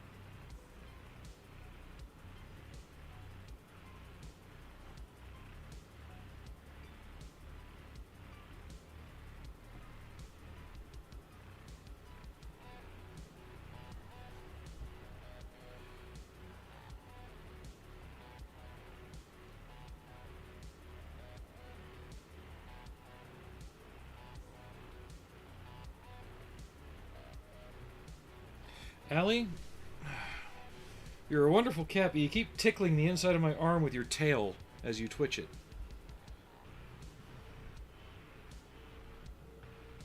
Will you stop that?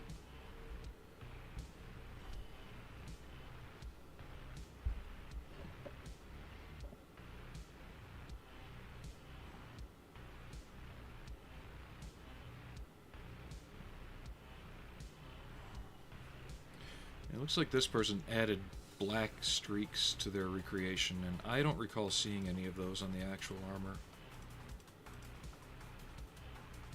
I can't tell. I might have to go through the supplemental material on the disc again.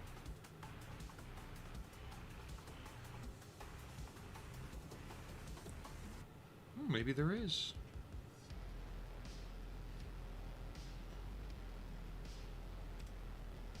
Okay, yeah. Black, brown, dark green. No?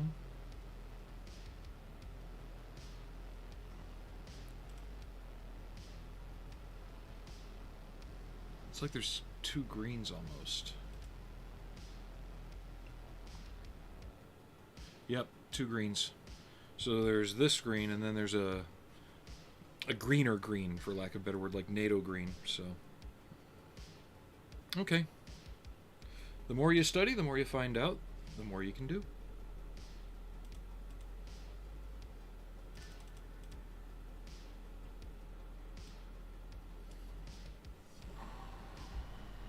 But that's why we do this, too.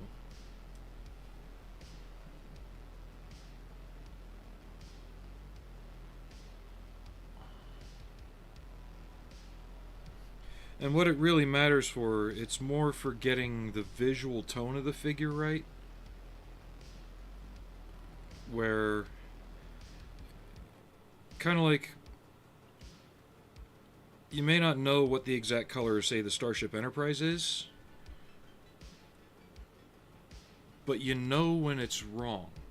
You know, like if you see somebody else's model of it and it's painted differently, and you're familiar with it, if it's something you're familiar with, you know when it's wrong.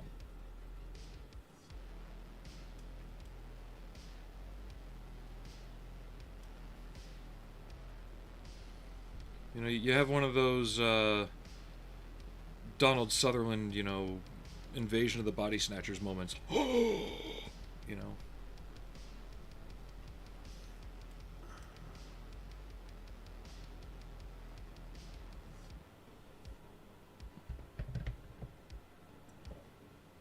At least that's the best way I can describe it.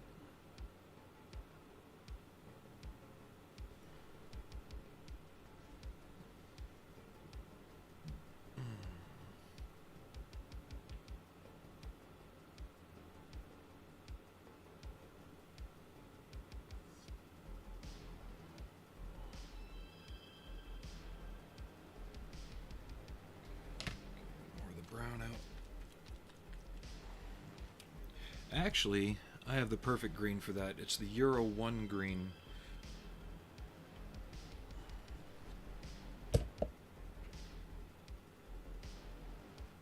So I know exactly what green I'm using for it.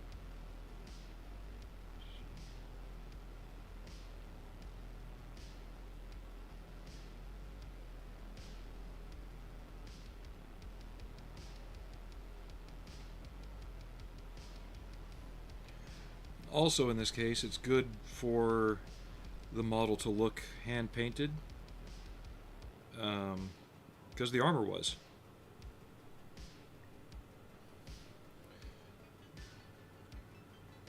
The armorer just slapped a paint scheme that James Cameron approved on it, and then left some pots of paint out for the actors, and like a table full of pieces and parts,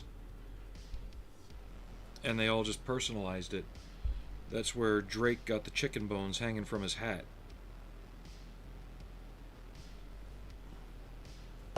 Whoops. Drop.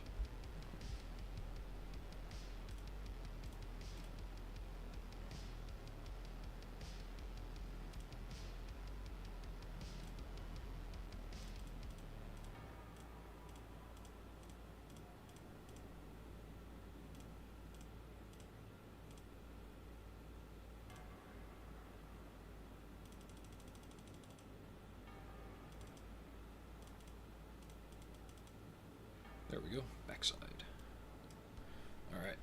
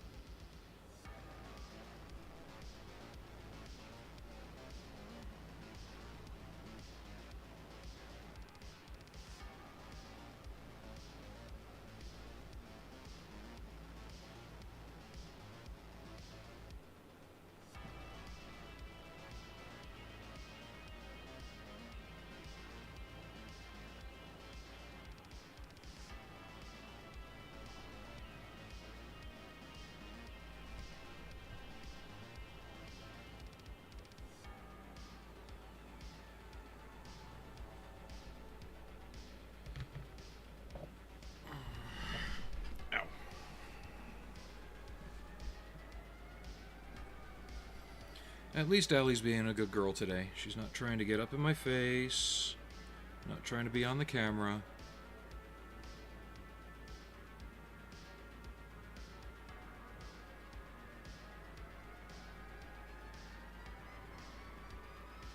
During the stand-up break, Frankie was down here and he just stopped and stared at me and meowed a few times. I'm like, well, what do you want?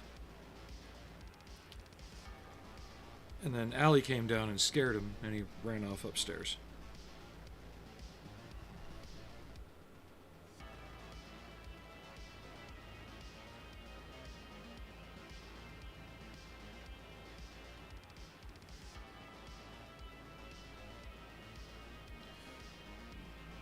To a degree, I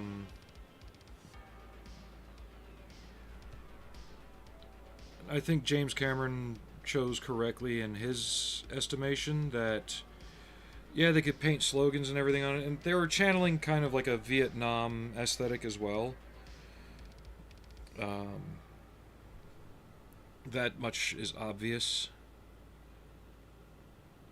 So that's why everybody had the slogans and crap all over. But like in this case, you gotta think, and it even happens today, you're sent out with the equipment you have. Right?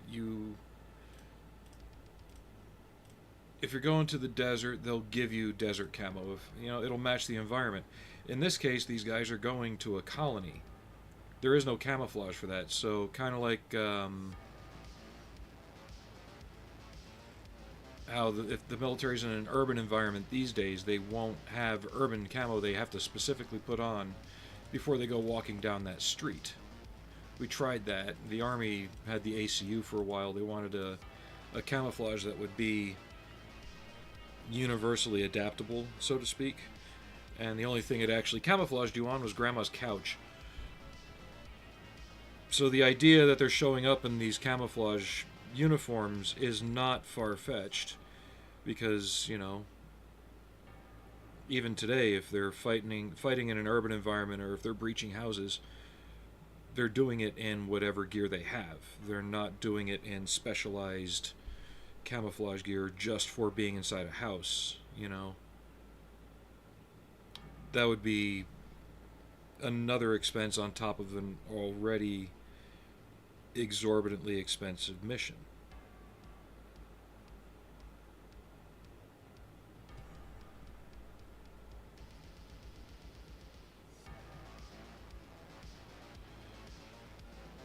And the times that movies have tried to do that, where they've tried to make up their sci-fi camo, it's actually failed.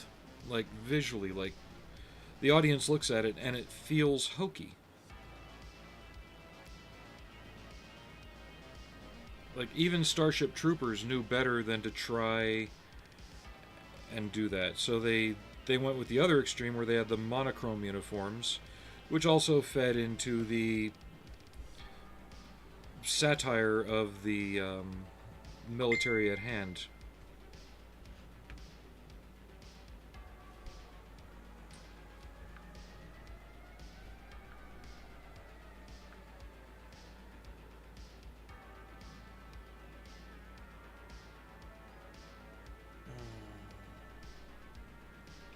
Hold on.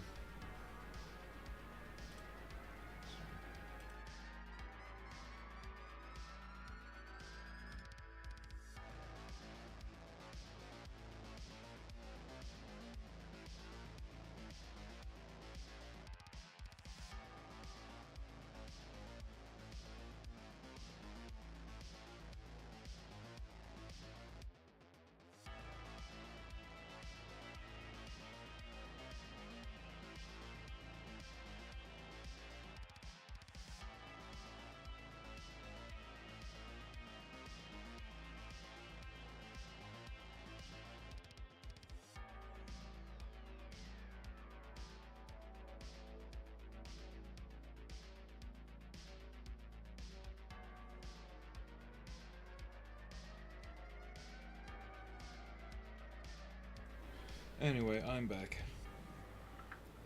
Our new disposal came in, and my wife can't wait. But I'm not stopping the stream. She's like, "Oh, let's do this and that." I'm like, "Later. I'm trying to do something right now. I'll be back in a minute."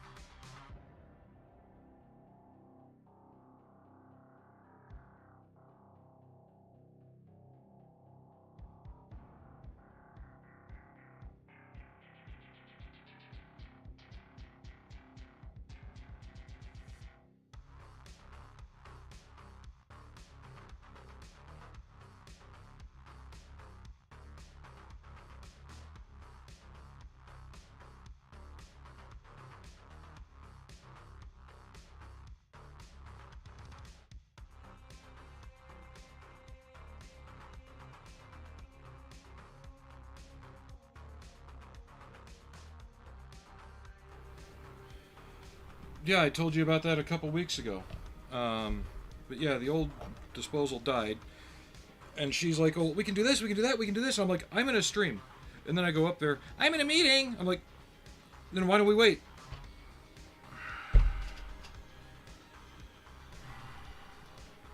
This is also what happens to make me not want to stream some days, because I can't get away for 5 minutes. Yeah, it would be nice to get our sink back into use today, though. But I got to replace the wires on it. I don't have any wire nuts, so I'm going to have to solder it and heat shrink it and all this and that. Do it the right way.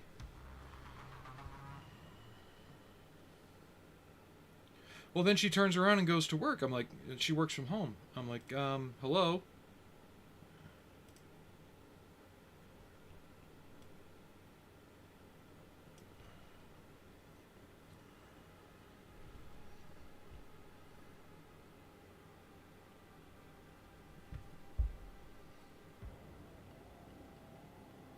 So I had to go get the old one out of the trash. We took it out today just to keep the sink kind of sealed up so we could use the other side.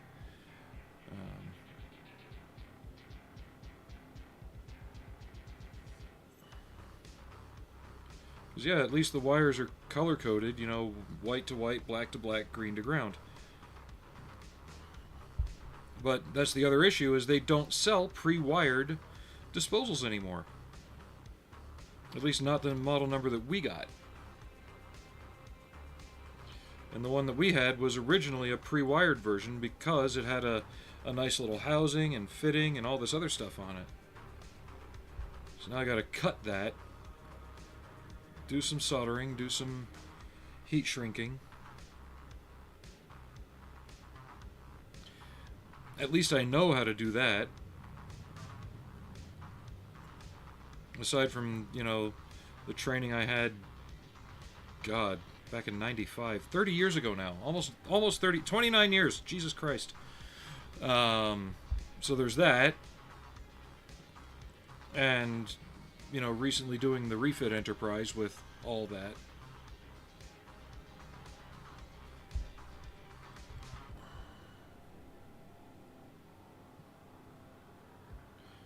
So I've got no doubts of my ability to electrically reassemble it. But yeah, a seal went in the old disposal.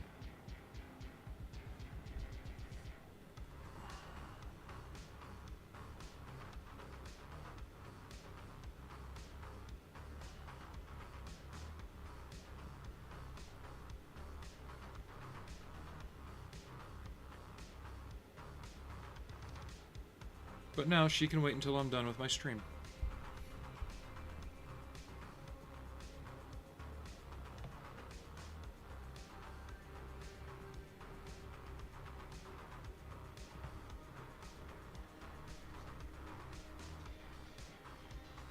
Because I feel like I'm on a roll today. I'm having fun. I'm in a good mood.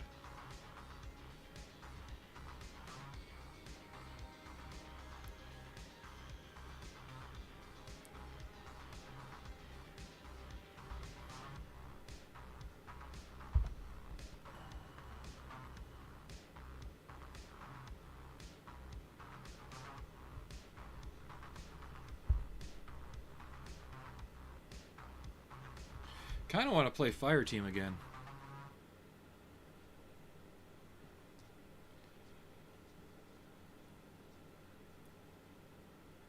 Maybe try and do more story-oriented stuff in it and less run through for our lives.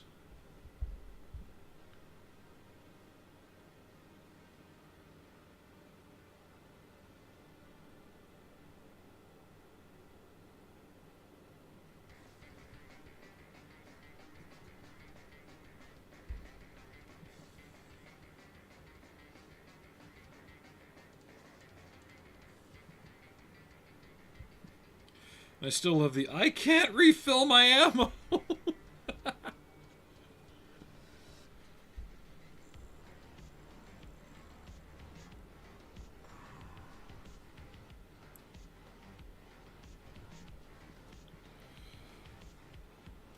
That was great.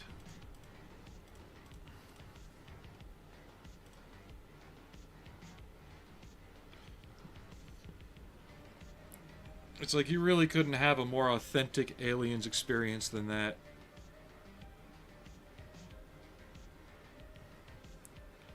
And you sure that wasn't a card you could select that would turn off your game partner's ability to restock ammo? The fact that it happened twice.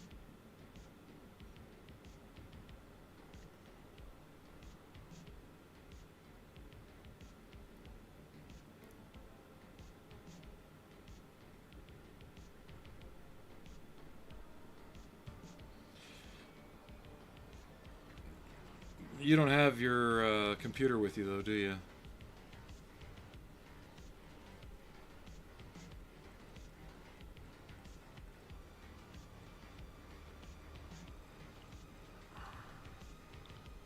The remodeling?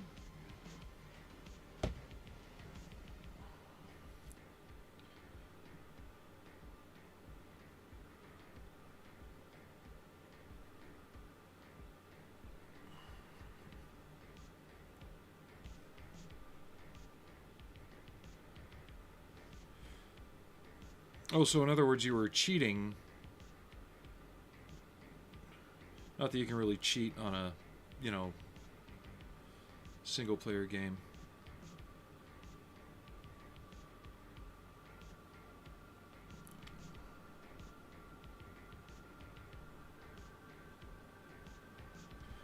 Or a campaign co-op.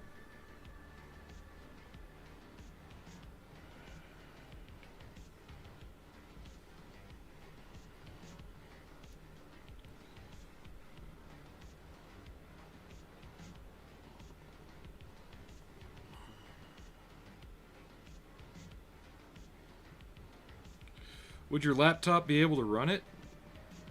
From what I remember, it's actually a pretty intensive game.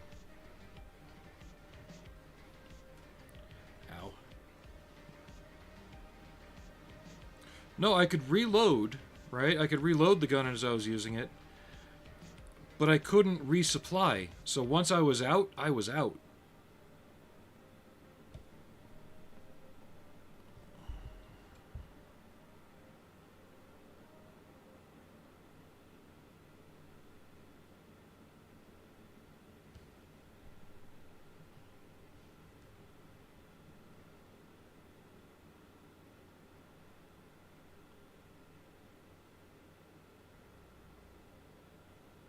All I could do was punch things after a while.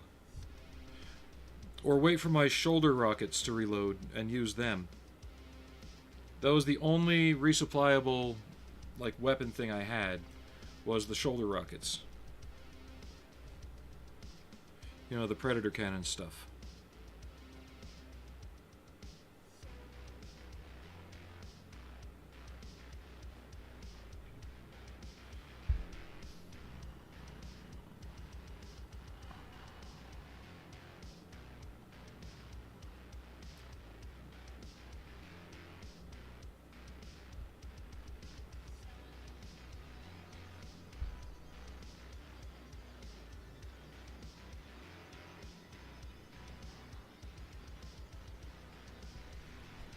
Can't even tell if I'm working in frame.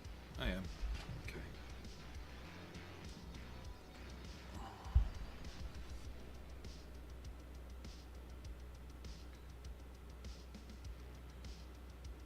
It'd be cool if Michael Biehn dropped in here.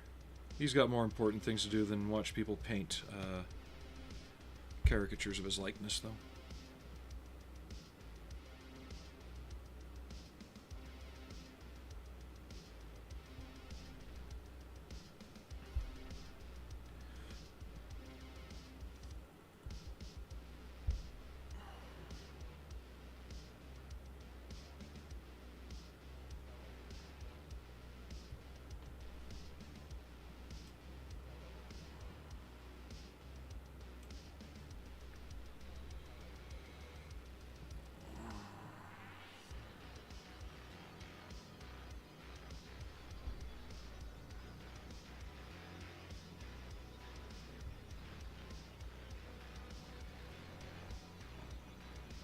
Okay, that ain't right. Might have to throw this in the UV oven later. Something weird happening.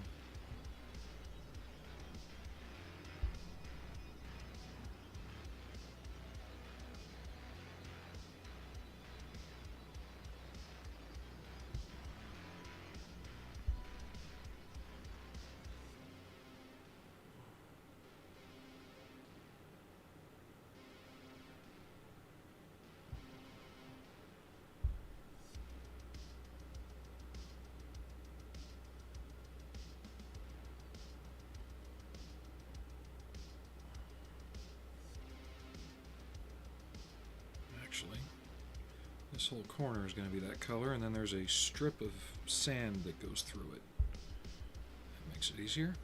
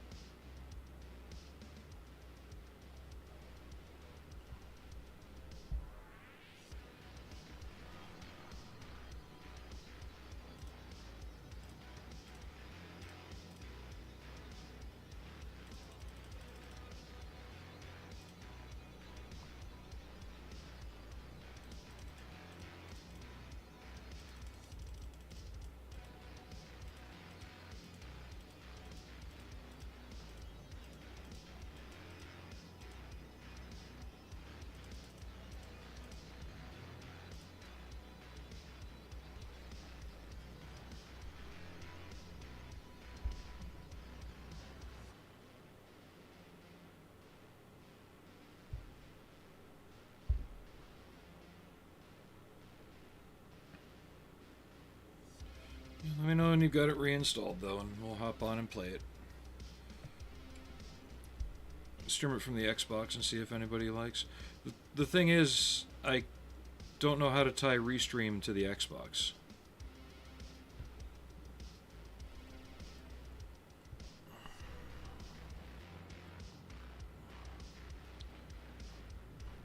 And I don't know how many people would really want to listen to me geek out about alien lore as we're playing the game.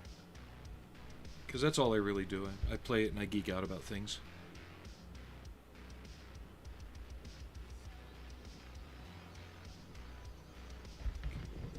Now, let me find the green I was talking about. I know I can set the Xbox up to do YouTube or Twitch, but I don't think there's an option to do both at the same time. Unless they change things. I'll have to see.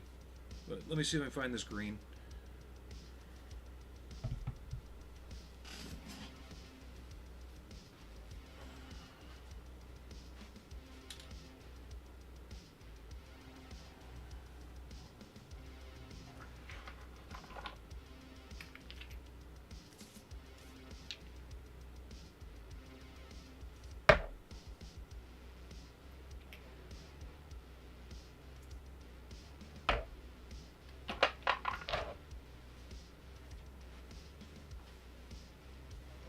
I'll have to do a paint test to see which one looks closer, because it's almost like a black green, like Schwarzgrün.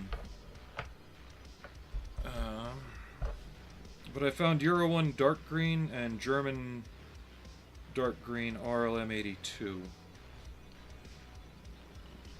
That one looks closer. Yeah. Some old Testors acrylics. I mean, my wife bought me these paints almost 20 years ago at a store in Spokane, Washington called the White Elephant that doesn't exist anymore. And these paints were already old when she bought them. These things probably date back to the 90s.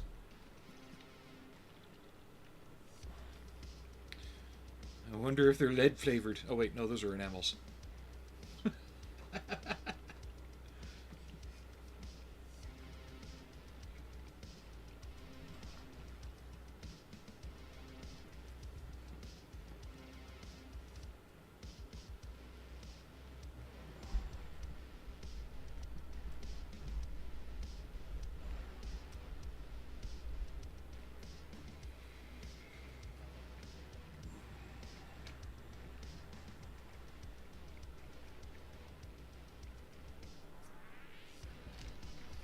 If I can get it open. Where are my pliers? There's my pliers. Yeah. I haven't opened this paint since I put the color on the cap. I can feel something moving around while I shake it. Who wants to bet on dried lump of vinyl or actual viable liquid paint? Raise a face hugger if you think it's viable liquid paint.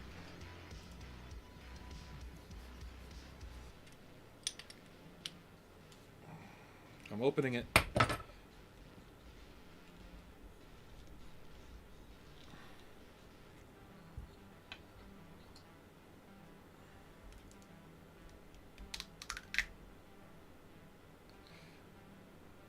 Liquid! And not snake. Oh, wait.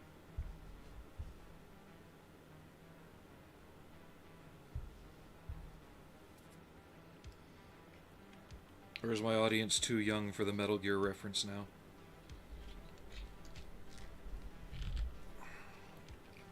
But it does need a lot of shaking up.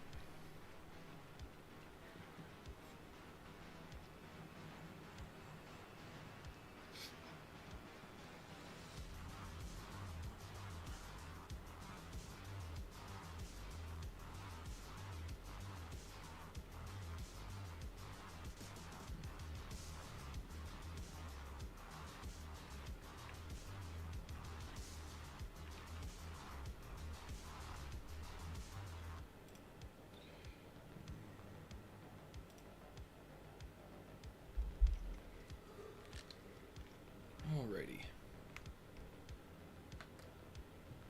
Let's see if this dries the way I want it to and it looks the way I want it to.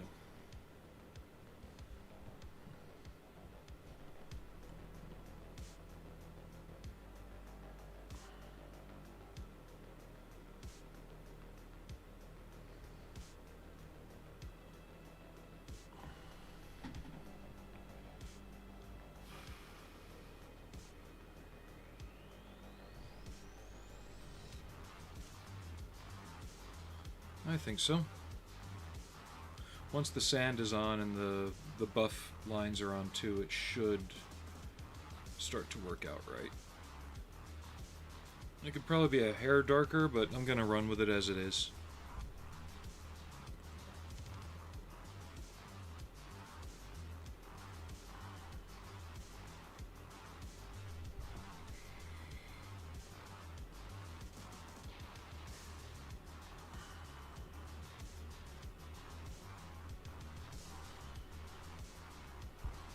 Nope, it's drying right. We're just gonna go. We're not gonna second guess myself on this. We're just gonna go with it as it is.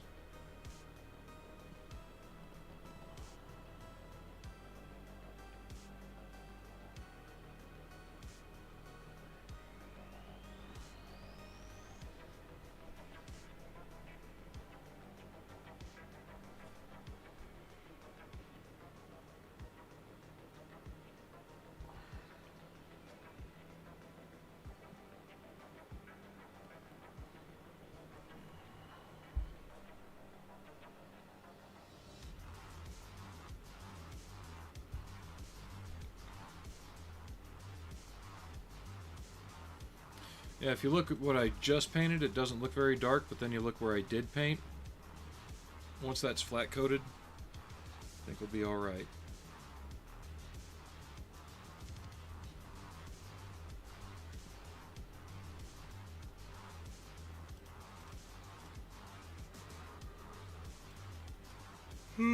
Excuse me.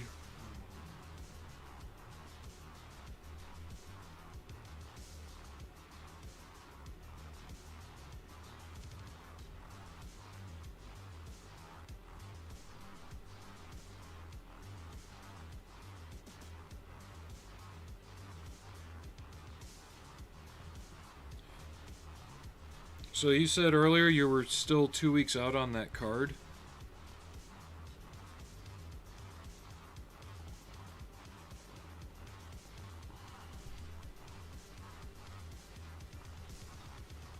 That sucks.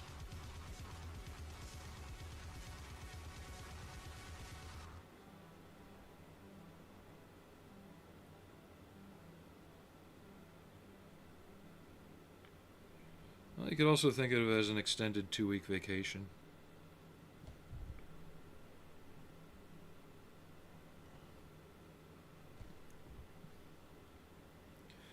Which, to be honest, like me, you probably needed.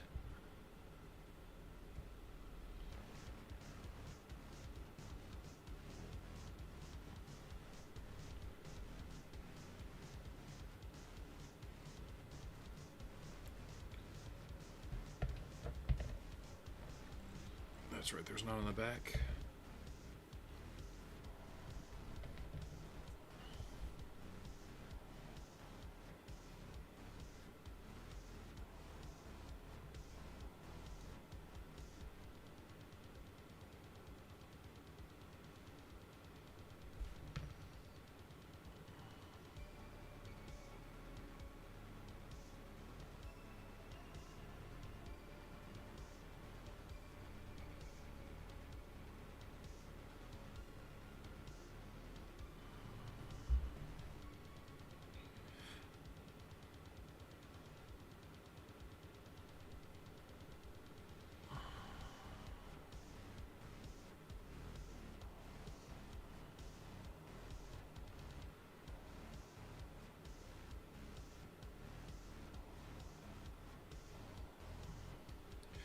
I just hope you can get a good handle on the other things, which, now that you actually live closer to your friends, it should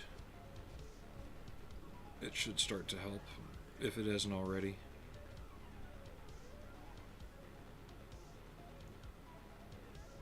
Ah.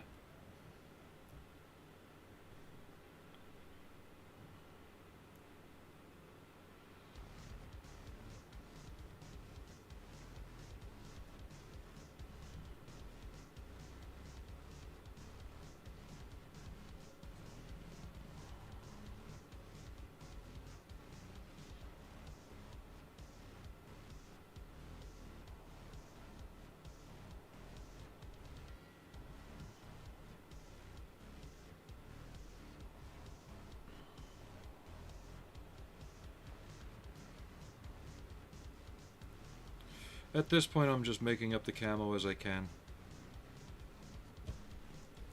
I can't find enough certifiable images of it without watching the film.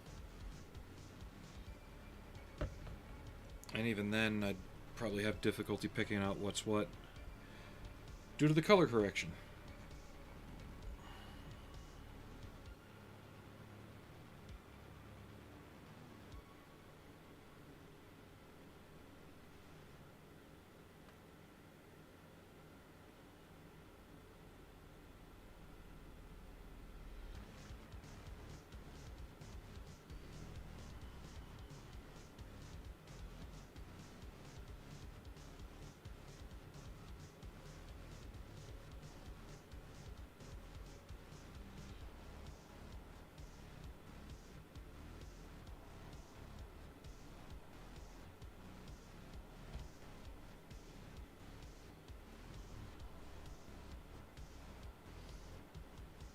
So is your new house bigger or smaller than your old one?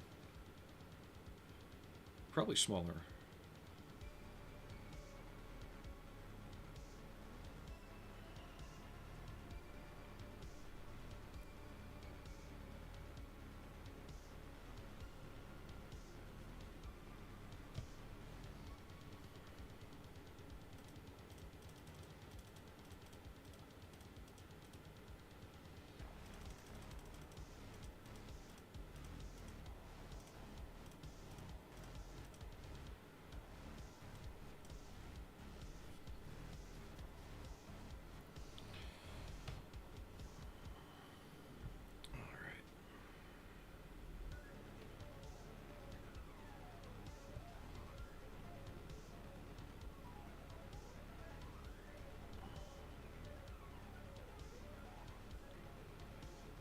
He's either not listening or he passed out again. Ares, you still there?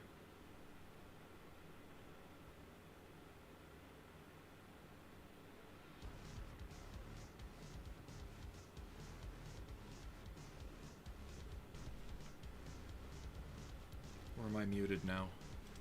No, not muted. Hello?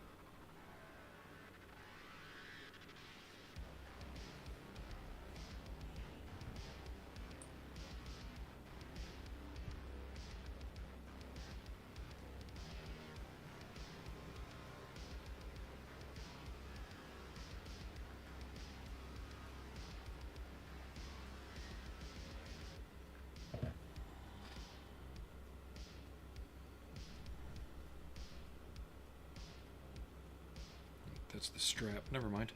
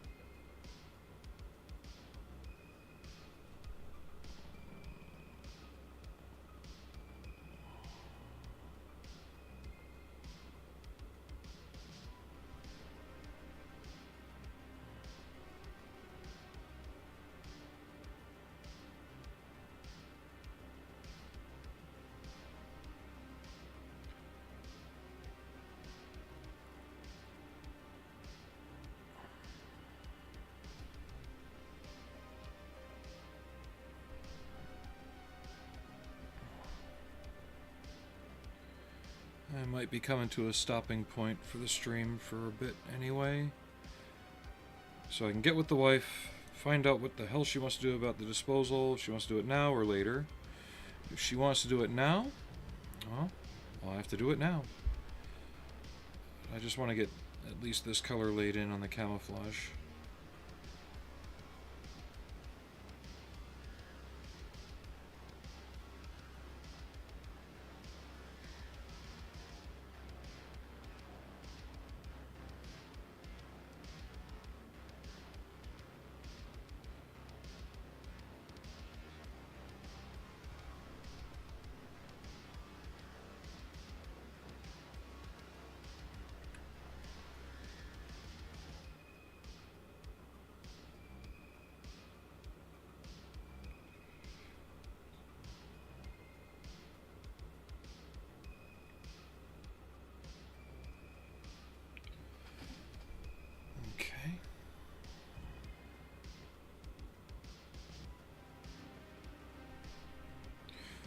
Still quite a ways out. Throw what out? The disposal? Hell no. Paid too much money for it. They're not cheap anymore.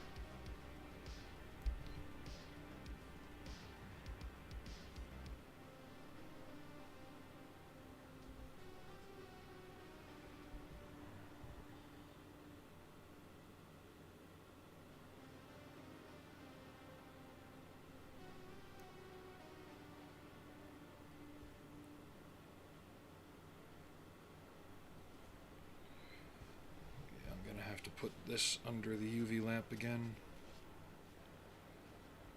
I washed it out, but we still got some percolating going on.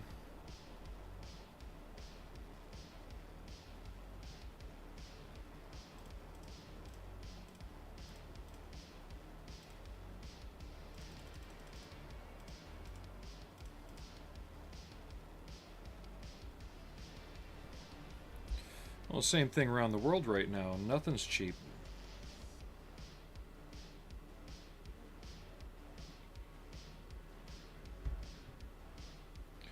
I think the next time a company posts record profits during a time of recession or depression, they should be investigated for price gouging.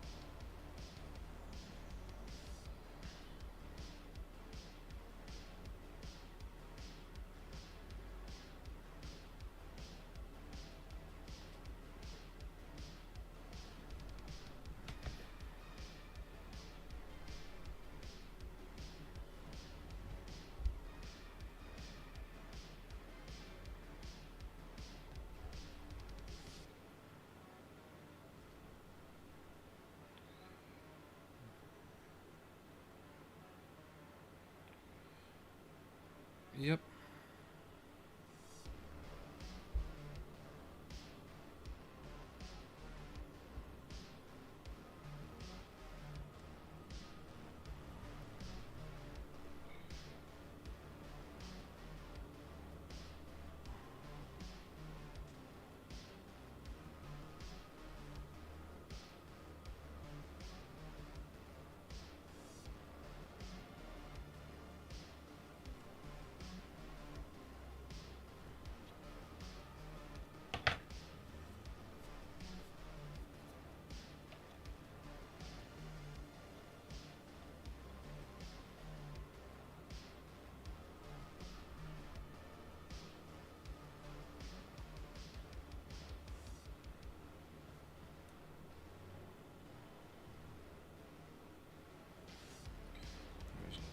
Big old patch of dark green down here.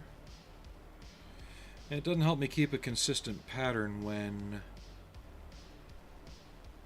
it's broken up with all these straps too.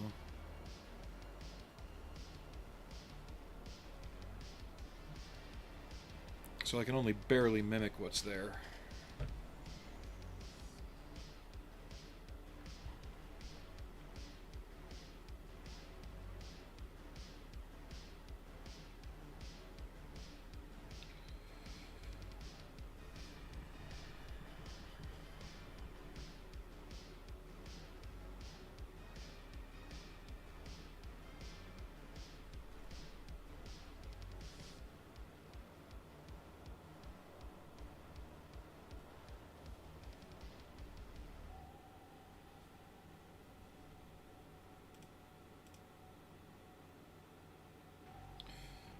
I'm trying. Like I said, I'm gonna have to have a stop because we're approaching 3 hours as well. But I got to get with the wife on that disposal, getting that replaced because she can fit under the sink. I can't. But I'll have to be the one to do the wiring. And I may be back on in a bit to do the sand and the buff lines on this. It depends on how that goes and what we feel like doing for dinner.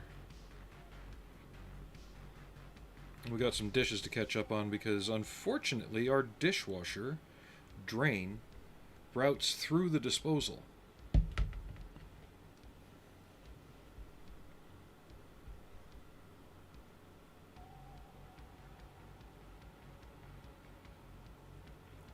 And they're conjoined sinks, so we haven't been able to do a lot of dishwashing because even plugging the drain won't keep water from going back into the disposal itself and running out the leak.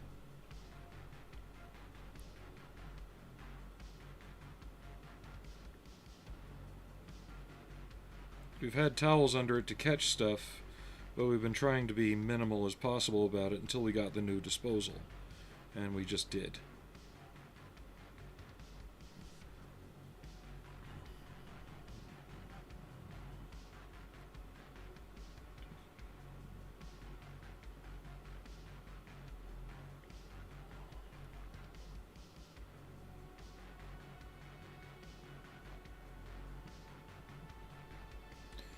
Well, if you think about it, Metal Gear Solid 3 was set in Russia.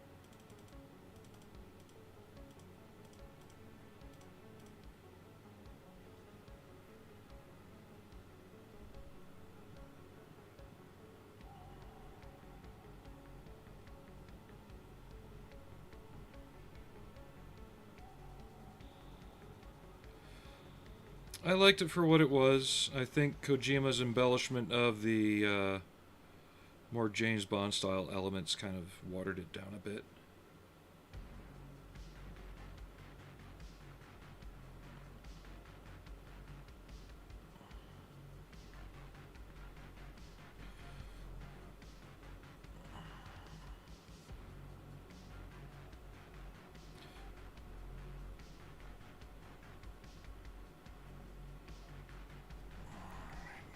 So that's the third color. So when I come back, we'll be doing the sand and light buff. I gotta go take care of this now, or else it'll come up at a more inopportune time. So thanks for watching. I'll try to be back on later. I can't promise anything though. So have a good night if I don't